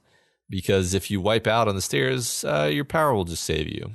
Yeah, that's great. That's something that's going to be good. That's a good mindset to have, because you're safe, because your powers. I really did think this was great, because I love it. Like, I wouldn't go pell-mell downstairs without having a hand on the rail, because, like, you just get can just get so horribly fucked up doing that. Matt, I fell on a stairs like a week ago. I know. And my leg still hurts. Yeah. Because I landed on my leg in the worst way possible. I'm sorry. And I wasn't even running. And you weren't relying on your powers to save you either. So yeah. But yeah, just this idea, the metaphor of throwing yourself into danger and just knowing like, yeah, my power will save me if I fall. Right. The power that she's taken to calling the fragile one. Yeah. Great. Yeah. I really like, I know I'm belaboring it, but like, I feel like that little meaningless piece of text where she's going down the stairs is going to matter. Like the idea that it's fine. Power will bail me out. It doesn't have to matter specifically, just to be a clue into her mindset. Yeah, like, sure. Yeah. Like, I mean, we're still at a point in this book throughout this entire arc where like Victoria really wants to fucking punch someone with the wrench. Yeah. And she hasn't been able to all arc. And she's so excited. Like she's going to get the opportunity, right? Like the book is not going to end without Victoria fighting more people, like obviously. Yeah. And she's going to be so excited and happy about getting to dive into that seeing this mindset with that central want makes you kind of go, yee, I'm worried about you. I guess that's what I like about this is she's basically thought to herself, like, I'm going to avoid power use because they told me to, and because of the reality breaking. And then she puts herself in a situation where if a mistake were to occur, she would need to use her power instead of just like walking down the stairs in a safe and normal fashion. Right. So she's setting herself up for failure in a sense. Sure. You know? Yeah. Okay. Yeah. I'll stop talking about the stairs now. No, it's great. I'm glad you built that out. That is what we do here at We've Got Ward. We talk about running downstairs for 5 minutes. Great. Okay. So she returns to the Situation Room and she holds off Eric long enough to have a conversation with Citrine. Citrine is properly terrified of Contessa. She appears to have forgiven her, or she says she has.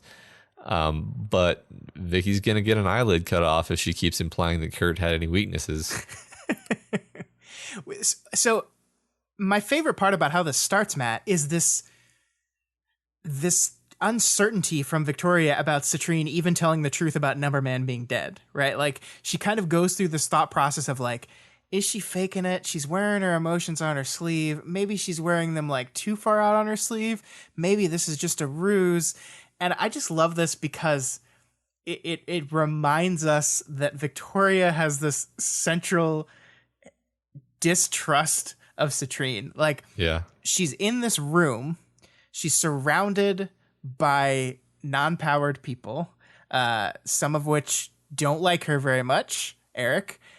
And there's one cape here that's in her direct area. And it's the person that she doesn't trust, doesn't like, and grudgingly made a deal with. And even here, we see her thought process like, do I even trust her that her husband died? I don't know. And I just love that. I just love that a lot. Yeah, me too.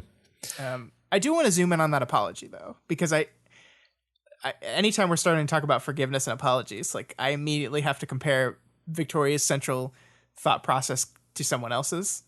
And Citrine basically just says, we accepted her apology. And Victoria's like, just like that? No, Antares, not just like that. But we know what company we keep with. And I think this is great because I think this shows Victoria's anti-forgive and forget ideology versus Citrine's, like, what are you going to do? She obviously is still upset about it. She's still angry about it. But she's like, she's apologizing. What am I going to do? Say no. Right. That's not her mindset. Yeah, it's like she knows she's a monster and she knows that she's not going to ever be able to get revenge on her. Right. So forgiveness for her is more like saying, I won't come after you. Right. Probably same for the number boys, actually, where they just kind of all agree, like, we're not happy about this, but we're not going to make it a priority to try to kill Contessa because that's a bad idea. I mean.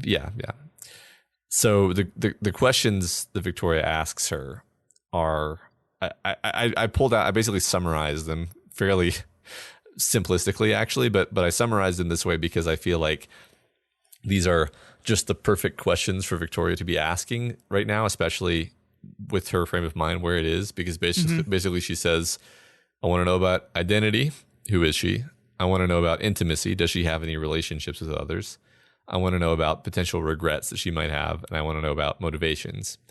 And I would say like identity, intimacy, and regrets are major themes of this chapter for Victoria specifically. And I think motivations are something she kind of always thinks about. So, yep. And I mean, you could, and I'm not saying like none of, I think, Citrine's answers directly correspond to anything that Victoria has going on, right?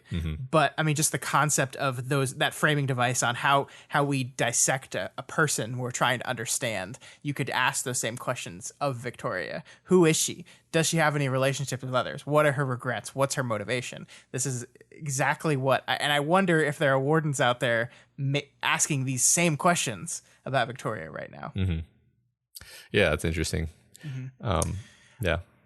From just like a nerdy perspective of like Wildbow creating this character of Contessa and then like asking these questions of himself and then writing them down, I really think this is cool because like Citrine paints this picture of a child, right? Someone who, because of their power, has never needed to learn any survival mechanisms we have. Like this idea of trust, autonomy, relationships, none of these things are framed for this person the way they are for us. And like you think of like, you just can kind of just imagine just like, okay, what would a person who always knows the right path learn about trust, right? Well, nothing, because you don't need trust. Right. It is a useless concept for you at that point. So it's just like, this is just fun concepts of like take the power and then just create a person around it. And I think this does, I think Citrine obviously is a little bit colored by her feelings of Contessa and what she did, but I think this does mostly line up with the person who we saw in Worm, right? This person that when her power was removed, she was almost entirely paralyzed by the idea of making a decision, because making a decision you don't know the outcome to is terrifying, because she's never had to do it. Yeah. And of course she has grown and changed since then, of course, because that's what people do. But the nature of her power is that we can't know how she's grown and changed. Right. Yeah. I think, what Citrine focuses on is like, or I guess one way of phrasing it is she's paralyzed where she was when she got her power, when she was like 12 or whatever. Right. So mentally and in terms of her personality and her ability to think about other people, that's where she still is. Yeah. And I love the end of this conversation, though. Citrine basically is saying she's not going to betray you. She's too busy doing her other stuff. And Victoria's response is, she could make you think that. She could. She would do so perfectly. And that's just so deliciously ominous, right? Like that's Contessa. That's like the any opinion of Contessa you have could be influenced by Contessa to make you have that opinion of her. Yeah. Because that ensures her survival. And it's just like this, oh my God. Yeah. Oh my God. Right. I also like the part when Victoria said like she would choose to do this, X over Y because it would be easier. And Citrine's like, no, everything is equally easy for her. It's not a matter of easy. Right. Yeah. Yeah. Like if she said it, then you can hope she lied because the lie required less steps than the truth. That is a wonderful sentence. Right. Yeah. And this is why I end up liking Contessa, right? Because like this concept of the story breaking character that you're always like, I don't know if bringing this character back was a good idea. But then it has stuff like this. It has interesting, fascinating ideas like this. And just like, one of the things that I think Citrine has basically done here is just basically throw up her hands and be like, look, we can't, you're absolutely right. We can't know. We can't know for sure. We have no idea. So we could sit here and dwell on that fact, or we could just acknowledge that we have no idea and just try to make choices around that. Yeah. Or basically just, I think her mentality is like, I'm just going to do my best. Right. Yeah. And hope that I am part of her plan in a way that is in line with what I actually want. Mm-hmm. Yeah. It's I think Citrine has had a lot more time to come to terms with this than Victoria. Sure. Because she seems to have a fairly developed kind of philosophy about it. Yeah. But yeah, so the conversation does wrap up with Citrine giving her opinion that Contessa was probably being truthful about some terrible consequence waiting in the wings for breakthrough. So that is, bad. We do get like explicit through Tattletale, and then this, like, we basically get told, hey, remember that person removed from the team for a long time? That wasn't Byron. Yeah. Which is just like, great. Awesome. Right. Yeah. You're not off the hook yet. Right. Yeah. And then Eric ambushes her. So Victoria is hopeful that this is because a cruise missile is about to kill Amy, but no such luck. Eric is even more overtly angry and frustrated than ever. Victoria actually tries to be placating, at first. She complies with this order to sit down. She says, please. But beneath that, though, she's not really willing to back down on her request to call her therapist. Presumably she means Darnall here. Yeah, that's what I guessed too. Shows a certain amount of respect for Darnall, who's been a guy that she's kind of like blown off many, many times throughout the story. Yeah, I think we see a Victoria here that is like, look, I'll do whatever you want. I'll submit to whatever you want. Just throw me this one bone. Like, just let me call this guy or confirm to me that you've at least started the process of lining up this therapist. And Eric is just like, no, I'm fucking done with you. You've pissed me off enough. You've lied to me enough. You've been a jerk to me enough that I'm done. I'm not doing you any favors. You're going to listen to me or else.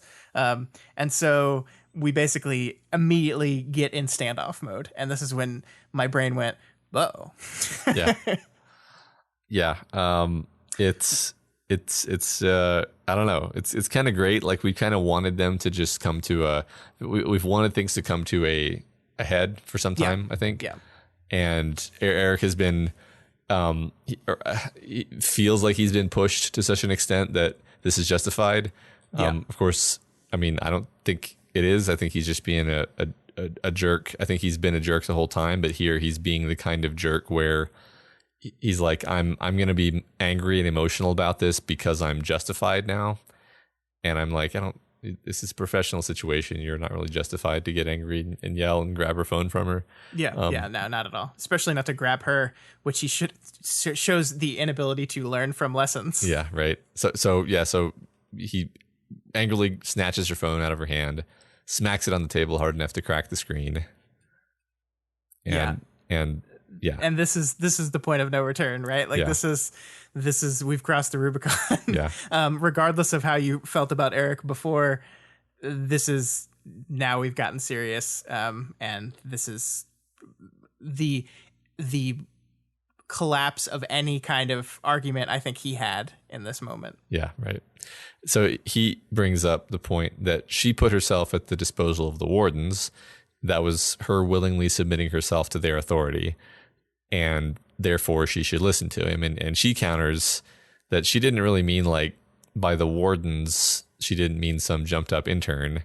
She meant like the authority structure of the warden's leadership. Mm-hmm. And so she moves to leave, and he grabs her arm, and she uses just like a jiu-jitsu move to get out of his grip without using powers, but still kind of physically dominates him in a way that puts everyone in the room really on edge, because, even if she's not using powers, it's to Cape kind of manhandling somebody. He totally instigated it, but I think that's kind of the point is that everyone in the room is still more scared of her, even though he instigated it, because it's sort of the idea we brought up before, like a parahuman is always wielding a gun, even if they aren't actively using their power. So right. And that's the dangerous situation she's in now, right? Like he instigated this contact. She moved herself out of it and did it in as gently a way as you can say, get the fuck off me.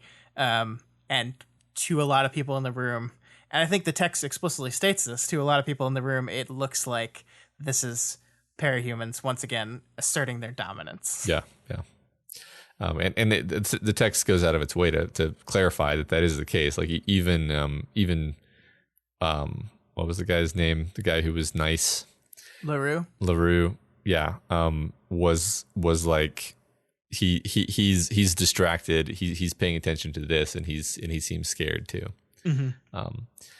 Yeah. So this is all building toward this reveal at the end of the chapter, or what functions as a reveal. I mean, it's not necessarily clear as to what's happening here. I think it's a pseudo reveal. It's a look over there, and then the camera starts to pan, but you don't quite fully understand what it is or why. But basically, Eric says you're supposed to listen to the unpowered because this is his thing. This has been simmering beneath the surface the whole time. Yeah. We know that Eric has strong opinions about the old PRT. Eric is hurt and scared by Victoria throwing her weight around.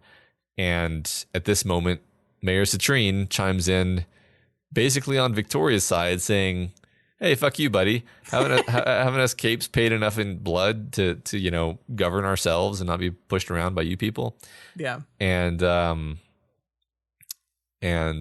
basically it creates this terribly tense situation. Yeah, and I want to talk about this for a bit. Let's kind of wrap up our Eric talk here, because obviously what we do learn here is that Eric is this guy who has an obsession with, probably does think capes are cool, but also has an obsession with the old way of hey, we get to be in charge of them. They are subservient to us. And he gets in this situation, and within the first month of his job, he is directly put in charge of a parahuman. And as we said, it goes to his head, and he acts like a dick, and he is challenged in a way that he did not expect to be challenged, because this is not the way it's supposed to go. The question I have, so one of the things that Victoria directly challenges is what authority he has, right? You said like she agreed to the authority of the wardens, not to whoever the fuck this guy is telling her what she can and can't do. So my question on that is not that that's incorrect. I think that's right. I think when she said she was going to submit to the wardens, she did not mean Joe intern. But my question to you, Matt, is if Eric weren't the one giving these orders, if it was Defiant, if it was Scenario, if it was a cape in the leadership structure in this organization, would Victoria have listened to it still? I'm inclined to say no.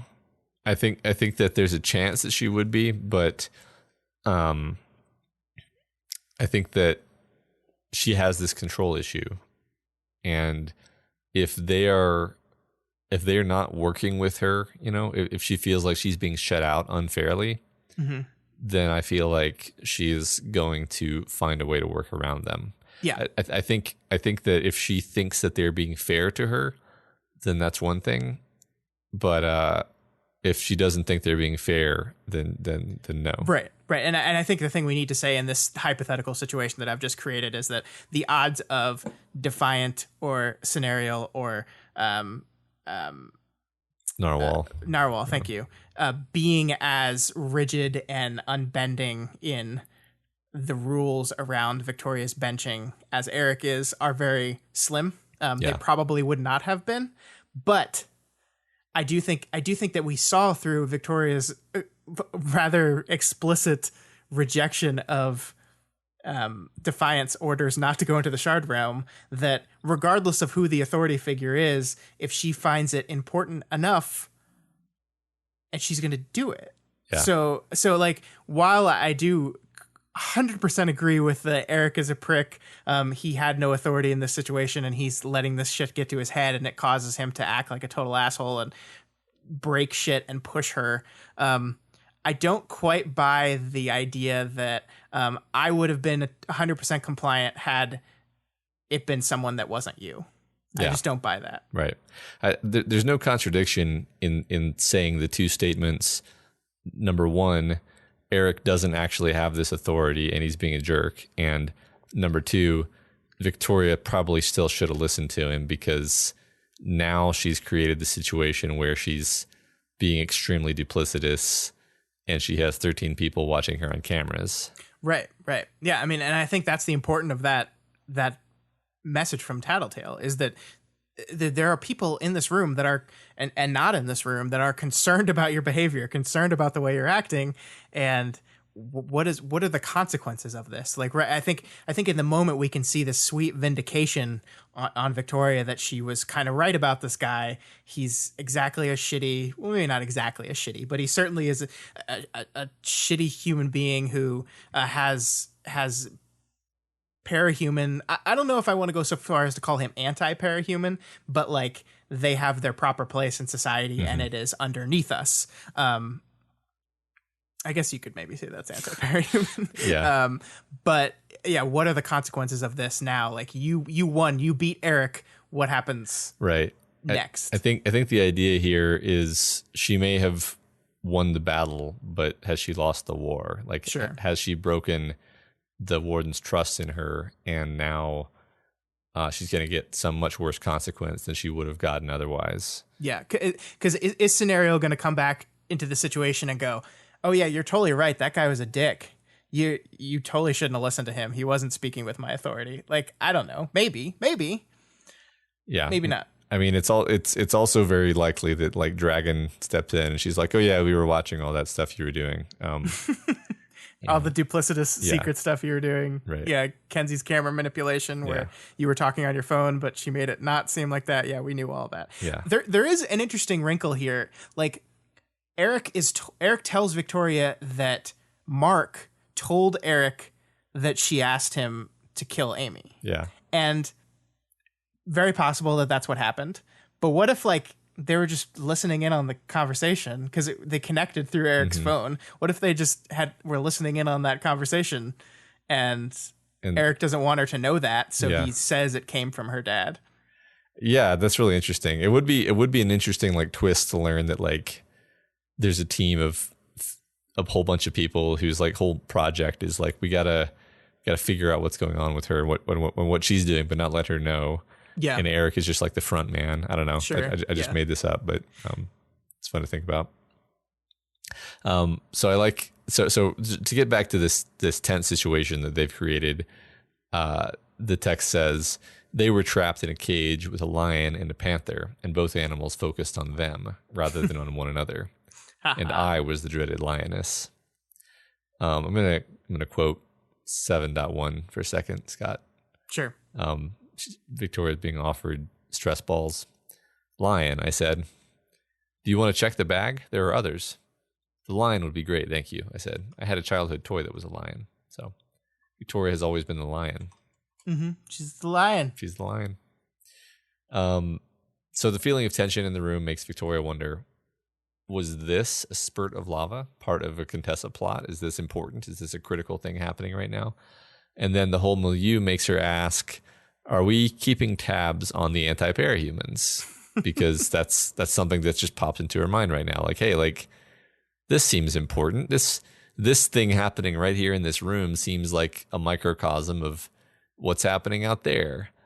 And our attention is diverted that way. And then basically the chapter ends without necessarily confirming anything. But it still basically works as a reveal, right? Yeah, I mean, basically what Victoria does is that talking with Eric, noted anti-parahuman, I guess, thinks her like, oh yeah, what about these fuckers? Yeah. and then she goes, okay, wait a minute. They would be maybe small enough that Dinah wouldn't pay attention. Contessa used them, but not directly, so there could be something Contessa related. She finds a group of them near a teacher blind spot, so they'd skirt by unnoticed. So the reveal here is basically the one threat that Capes would never see coming is the unpowered, which is perfect, right? Which is like, it's perfect. It's metaphorically perfect that non-powered people are constantly being overlooked by the parahumans. They are not being paid attention to. They've got bigger things to worry about. They're they're struggling with their own thing, and they're just not thinking about these people. And oh, look, maybe it is a group of these people. Mm-hmm. Yeah, exactly. So we kind of know what direction we're looking in, but nothing's been. We don't know the shape of it yet, right? And of course, we know that the major malfunctions are one of the teams in that area. Yeah, and if Wildbow kills them, I'm gonna be so mad. Yep, me too. It's gonna be. I love them. I know they're so. I think back when the major malfunctions were introduced, I don't remember what we said because that was a long time ago, but I think a long time ago. I think that I felt like, okay, where are we going with this? You know, we're introducing these three kids. I think at the time they were speaking to some of the themes of what Victoria was struggling with, and she felt like she could be a mentor to them. And there's a lot going on there specifically, but also just this idea of like, okay, these seem to be ongoing characters in the background. They've been mentioned at various important points in time. So is this one of our background elements that becomes surprisingly important? Yeah. And I think the answer is probably yes, but we'll see. Well, and the concept of this young Cape group that Victoria is so respected for being able to stay together throughout all this terrible stuff, being at the epicenter of whatever's about to go down, is certainly horrible and tragic. And knowing our girl, she's going to blame herself. Yep. All right, Scott. That's it for that's it. These two chapters. Rest in peace, Eric. Probably never going to see him again. Although this is the third time I've said that, and he just keeps popping up. Yeah. So. He's gonna just tag along for the whole rest of the show. All right. The discussion question last week was, what is your favorite example in fiction of a scene where characters watch things happen on screens or some other medium? God, we got so many good answers for this. It was really great. Yeah. So before we read these, I wanted to just say like the two things that I was sure that were going to get mentioned were Aliens and Contact, and neither of those things was mentioned by anyone, which I'm not complaining. I just thought it was interesting because I was like, well, these are the two obvious ones.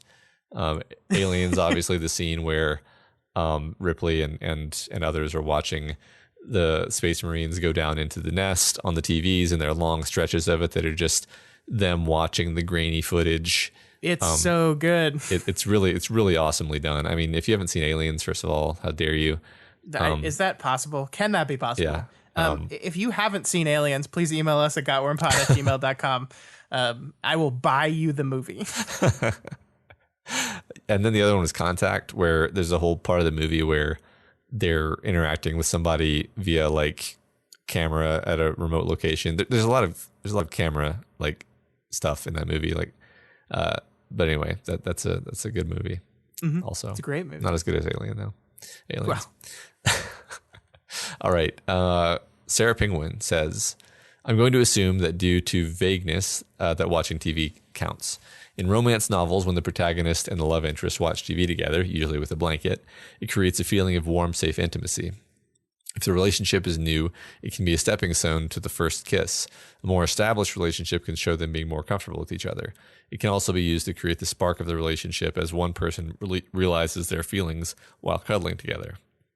For non-straight romances, you can also have the character realize they might not be as straight as they thought. What they choose to watch and why can help build their personality. Finally, there is the fall asleep in a cuddle pile and one person drools on the chest of the other. So basically, they're gesturing at this trope of the TV watching is almost used as an excuse for these characters to sit next to each other and for sexual tension to fulminate. And I think that's that this is not at all what I was thinking actually when with this question, but I love this answer. This is very interesting.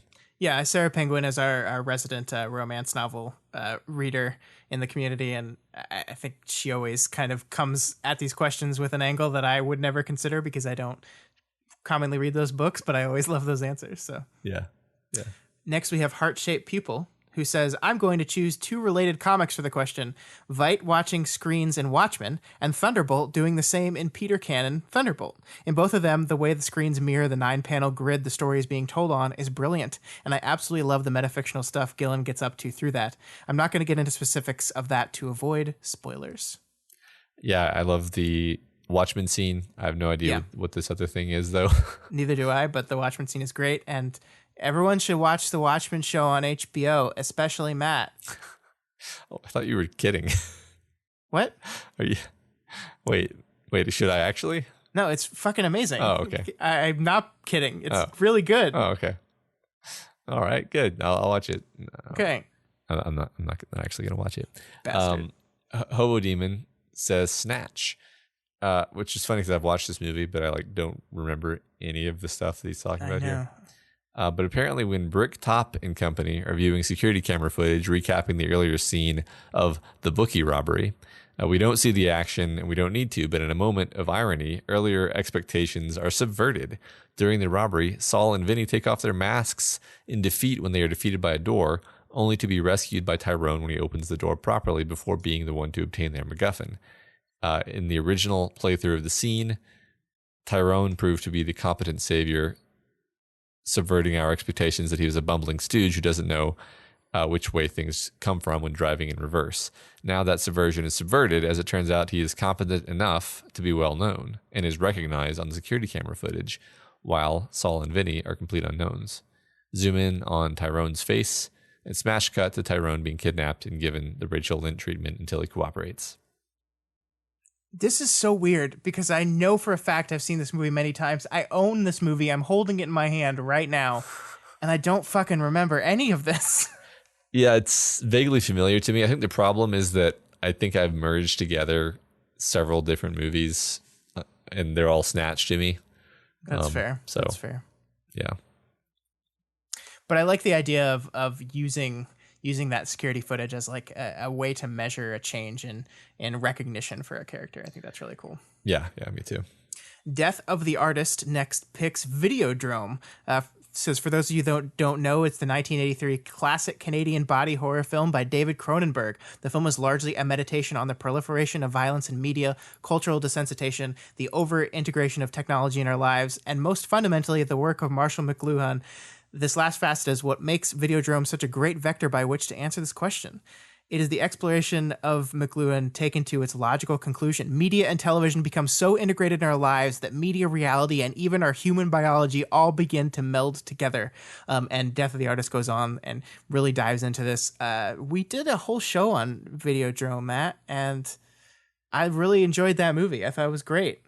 And I think this is a perfect answer because, like, the screen in Videodrome is the movie. It is so important to what the movie is doing, what the movie is explaining. Yeah, that's a crazy movie. That was one of the old Kryptonian collection. I guess you can call it a Doofcast. It was a Daily Planet. It's on the Doofcast feed if you want to listen to it. It is. Yeah. We both listened to it last week, and man, yeah, I'm glad we're better at this now. Yeah. We listened to it because we were like, what do I think about that movie? Oh, I have a record of that. Yes. Yeah. So. Oh, why do I sound so tired? Why is my mic so bad? Flower Priest says, my most indelible image of people watching things is the Saw franchise. Though the most recent movies have been subpar, the first 6 tell this epic, horror-awesome tale of trauma and revenge, with several characters in which several characters trap each other and, most importantly, watch each other succeed or fail to escape the traps through cameras. The movies deal a lot with the human fascination with violence and the apathy we have to the suffering of strangers. Yeah, I love the Saw series. Here's a bad idea, though. Don't marathon them all in a day, because then your brain starts doing really weird shit. Uh-huh. It's really great, though. I really like how screens are used in this story to kind of like specifically mess with time, because you're watching something on a screen that you assume is live, but no, it's not. So it's like kind of manipulating the concept of time through watching things on screens. It's really cool. Yeah, I haven't watched any of those because I don't feel like I need that in my brain, you know? Yeah. I mean, I think at the very least you should watch the first one. Okay, I'll watch the first one. Okay. Probably not going to watch it. You keep doing this to me. RL Raider says, pick something from Worm. Picks Glenn Chambers saying, if you told me that girl was a member of the Slaughterhouse-9, I wouldn't have batted an eyelash. That was a great moment in the book. So that's a good choice. The watching through the screen really matters there. Totally. Yeah. Stelhex. So this is one of those things where it feels kind of spoilery, so I don't think I'm going to read the whole thing, but basically Homestuck. It's a Homestuck thing involving like one group of people controlling another group of people over like a sort of the Sims like control interface, and then a lot of I don't actually know because I haven't read Homestuck, so it's hard for me to summarize. But yeah, Homestuck is the answer to this question. So yeah. July 83 picks the movie Hannah. specifically the black site interrogation and escape sequence. They're pretty spoilery. They said the movie was 8 years ago, so the spoilers are expired. But I'm gonna go ahead and save it. Yeah. Hannah's a good movie, and there's a show now that I haven't watched yet, but kind of want to watch it. Yeah. They're describing a scene toward the beginning of Hannah. Hannah is a really fun concept, I think. Basically, yeah, this is it's like watching a prisoner on security cameras type scene, to give context. Yeah.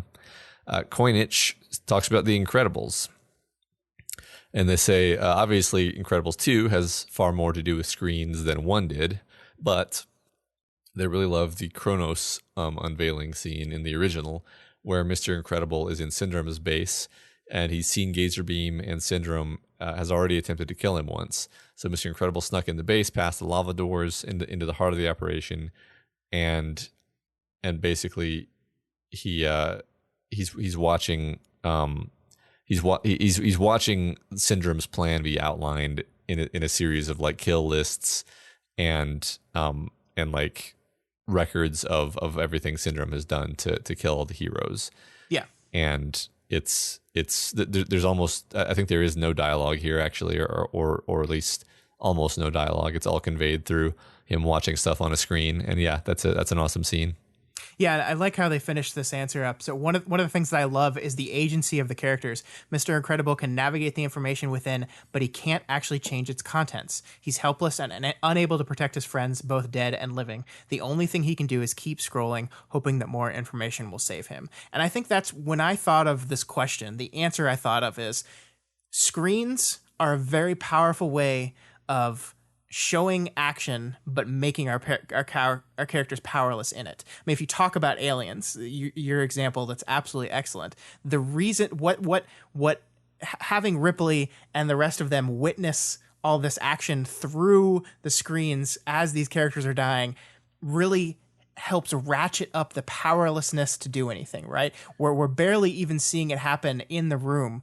We're watching other people watch it, and that there is this complete removal of the ability to stop it, the ability to do anything, the ability to make changes, the ability to have agency and choice. And it is just a really fantastic visual shorthand to really emphasize that. And that is exactly what it does in War too, right? That's exactly what the feeling that Victoria had as she's watching this stuff go down on the screens, is this feeling of powerlessness, this feeling of lack of control, this feeling of loss of agency. And that's, I think, what the best examples of this do. Yeah, I wonder if it's building to the same place that the alien scene was building to, because at that point in the movie, Ripley's in this place mentally where she would never go into the hive of her own free will.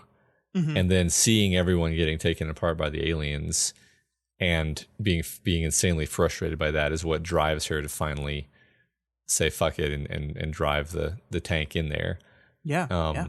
And maybe the same thing is kind of happening with Victoria, where the pressure, the frustration is building to the point where she's just like, fuck it. And she's going to I'm going to run down those stairs without holding on to the banister. Yep. Drive the metaphorical APC through the metaphorical wall of the metaphorical fusion reactor. He's down. You're just grinding metal. He's down. He's down. It's my Hicks impression. That's really good. It's a good Hicks impression. I love it. Blairy345 says, the first thing that came to mind is not one scene, but an entire show. I remember watching a TV show called Las Vegas about a fictional casino and the people that work there. One of the main sets was a security room, and a lot of the scene transitions would be from watching an event on a security monitor and pushing in through the screen and out through the camera in the location that was being filmed.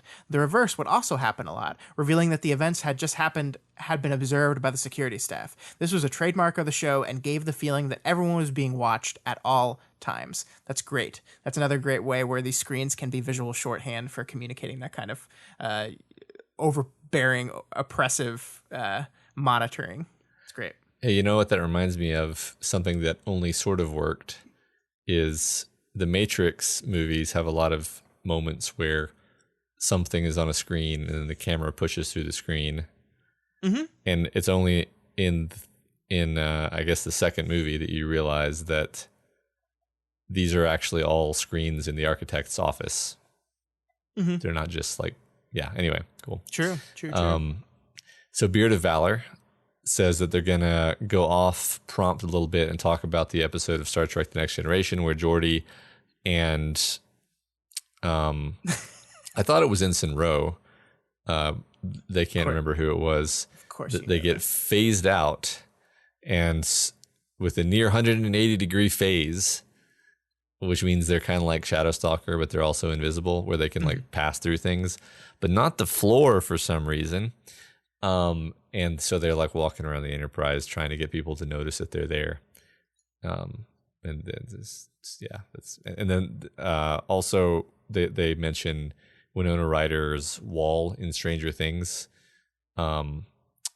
as a similar kind of thing that they make a connection there, like a created screen. Yeah, I like that. That is a little bit off the official prompt, but in an interesting way. Yeah, it's the idea. I think the core idea here is like a level of frustrated one-way observation where, in this case, Geordi and I do think it was Roe, could see everything that the other people were doing, but the other people couldn't see them.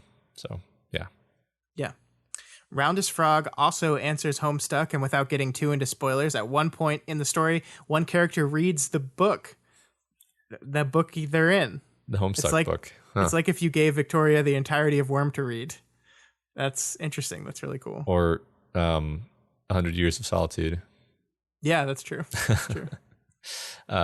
Fluid Horror says both Death of the Author, both Death of the Artist and Fluid Horror have mentioned 2006 German film called The Lives of Others, which is basically all about this idea.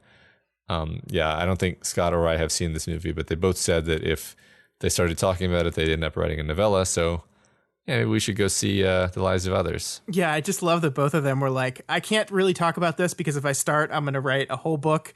And I'm like, wow, that's fascinating. Yeah, that's a selling point for me. Yeah. Fluid Horror also gives another example from Christopher Nolan's Interstellar. They talk about the time when the protagonist watches his children grow up and start families and careers with all the joy and heartache and grief that entails. I'm going to get choked up reading this answer. Yeah, I did not like that movie, but that is the best scene in it. Yeah, it destroys me, yes. So much so to the point that I almost feel like that was the kernel of an idea of the story. Like this creating a situation in which Matthew McConaughey's character would get to do that, would get to like watch his daughter grow up through like years and years and years of video messages. And they just built the rest of the story around it. I have no idea if that's true or not, but it just feels like it's so core to what the movie is trying to do, and I think unfortunately failing. But that's a different conversation. But that scene is amazing. Yeah, I think a lot of it works because of his performance too. So, yeah. All right, last but not least, we have Stronger Bird, who says the fantastic BBC series Life on Mars. As a quick summary of the series, at the start of the first episode, DCI Sam Tyler gets hit by a car and wakes up in the 1970s, apparently in a coma dream, where he continues to work as a police officer in the swashbuckling world of 70s police work. Throughout the series, we never leave Sam's point of view, which adds to the effect that he's living in a dream and that things aren't actually happening while he's not around to experience them. In the third act of episode 5 of series 2, Sam falls into a deeper state of coma that manifests as him being stuck in a dark room with a TV that allows him to flip through the channels to watch the dream world outside and follow his coworkers as they try to rescue 2 kidnapping victims. Wow. What I love about this is that without leaving Sam, who remains as powerless as we are, as the tension of the dream world escalates, we get to watch things more omnipresently for once and finally get to see the side of characters who we've come to love by this point acting without him. Yeah, that sounds awesome. There was also an American Life on Mars. And if you want to see the worst example of people just not giving a shit at all, when the show was canceled, they just were like, all right, fine, we'll just do a series finale episode. And it was the worst thing ever. You're going to watch this shitty American version of a British show. No. And you're not going to watch Watchmen. No. Is that what you're telling me right now? No, my mom made me watch like 2 episodes of it. And I think one of those 2 episodes was the season finale. So anyway. Maybe that's why you didn't like it, because you saw the season finale. No. It's horrible. It's the stupidest thing ever. Okay, I'm sure anyway. it is. Sorry that I shat all over your answer by talking about the American series Stronger Bird. I'm sure the BBC version was awesome and great. Yeah. And it sounds like a lot of interesting things playing with this concept of point of view and powerlessness, and using screens. Yeah. Hey, remember when they tried to make an American version of the IT Crowd? You remember that? No. Good. It had Joel McHale in the lead. Hey, it didn't work. Hey, remember when they tried to make an American version of The Office? Ooh. And it was really good. Yeah. Anyway, next week's discussion question is, what is your favorite example in fiction of characters who you desperately want to be friends? Now, Matt, I saw you create this question, and you didn't put anything else in the script. So would you be willing to explain where you got this from? Who were you thinking about when you wanted characters to be friends? Oh, I was thinking about Tattletale and Victoria. But they are friends.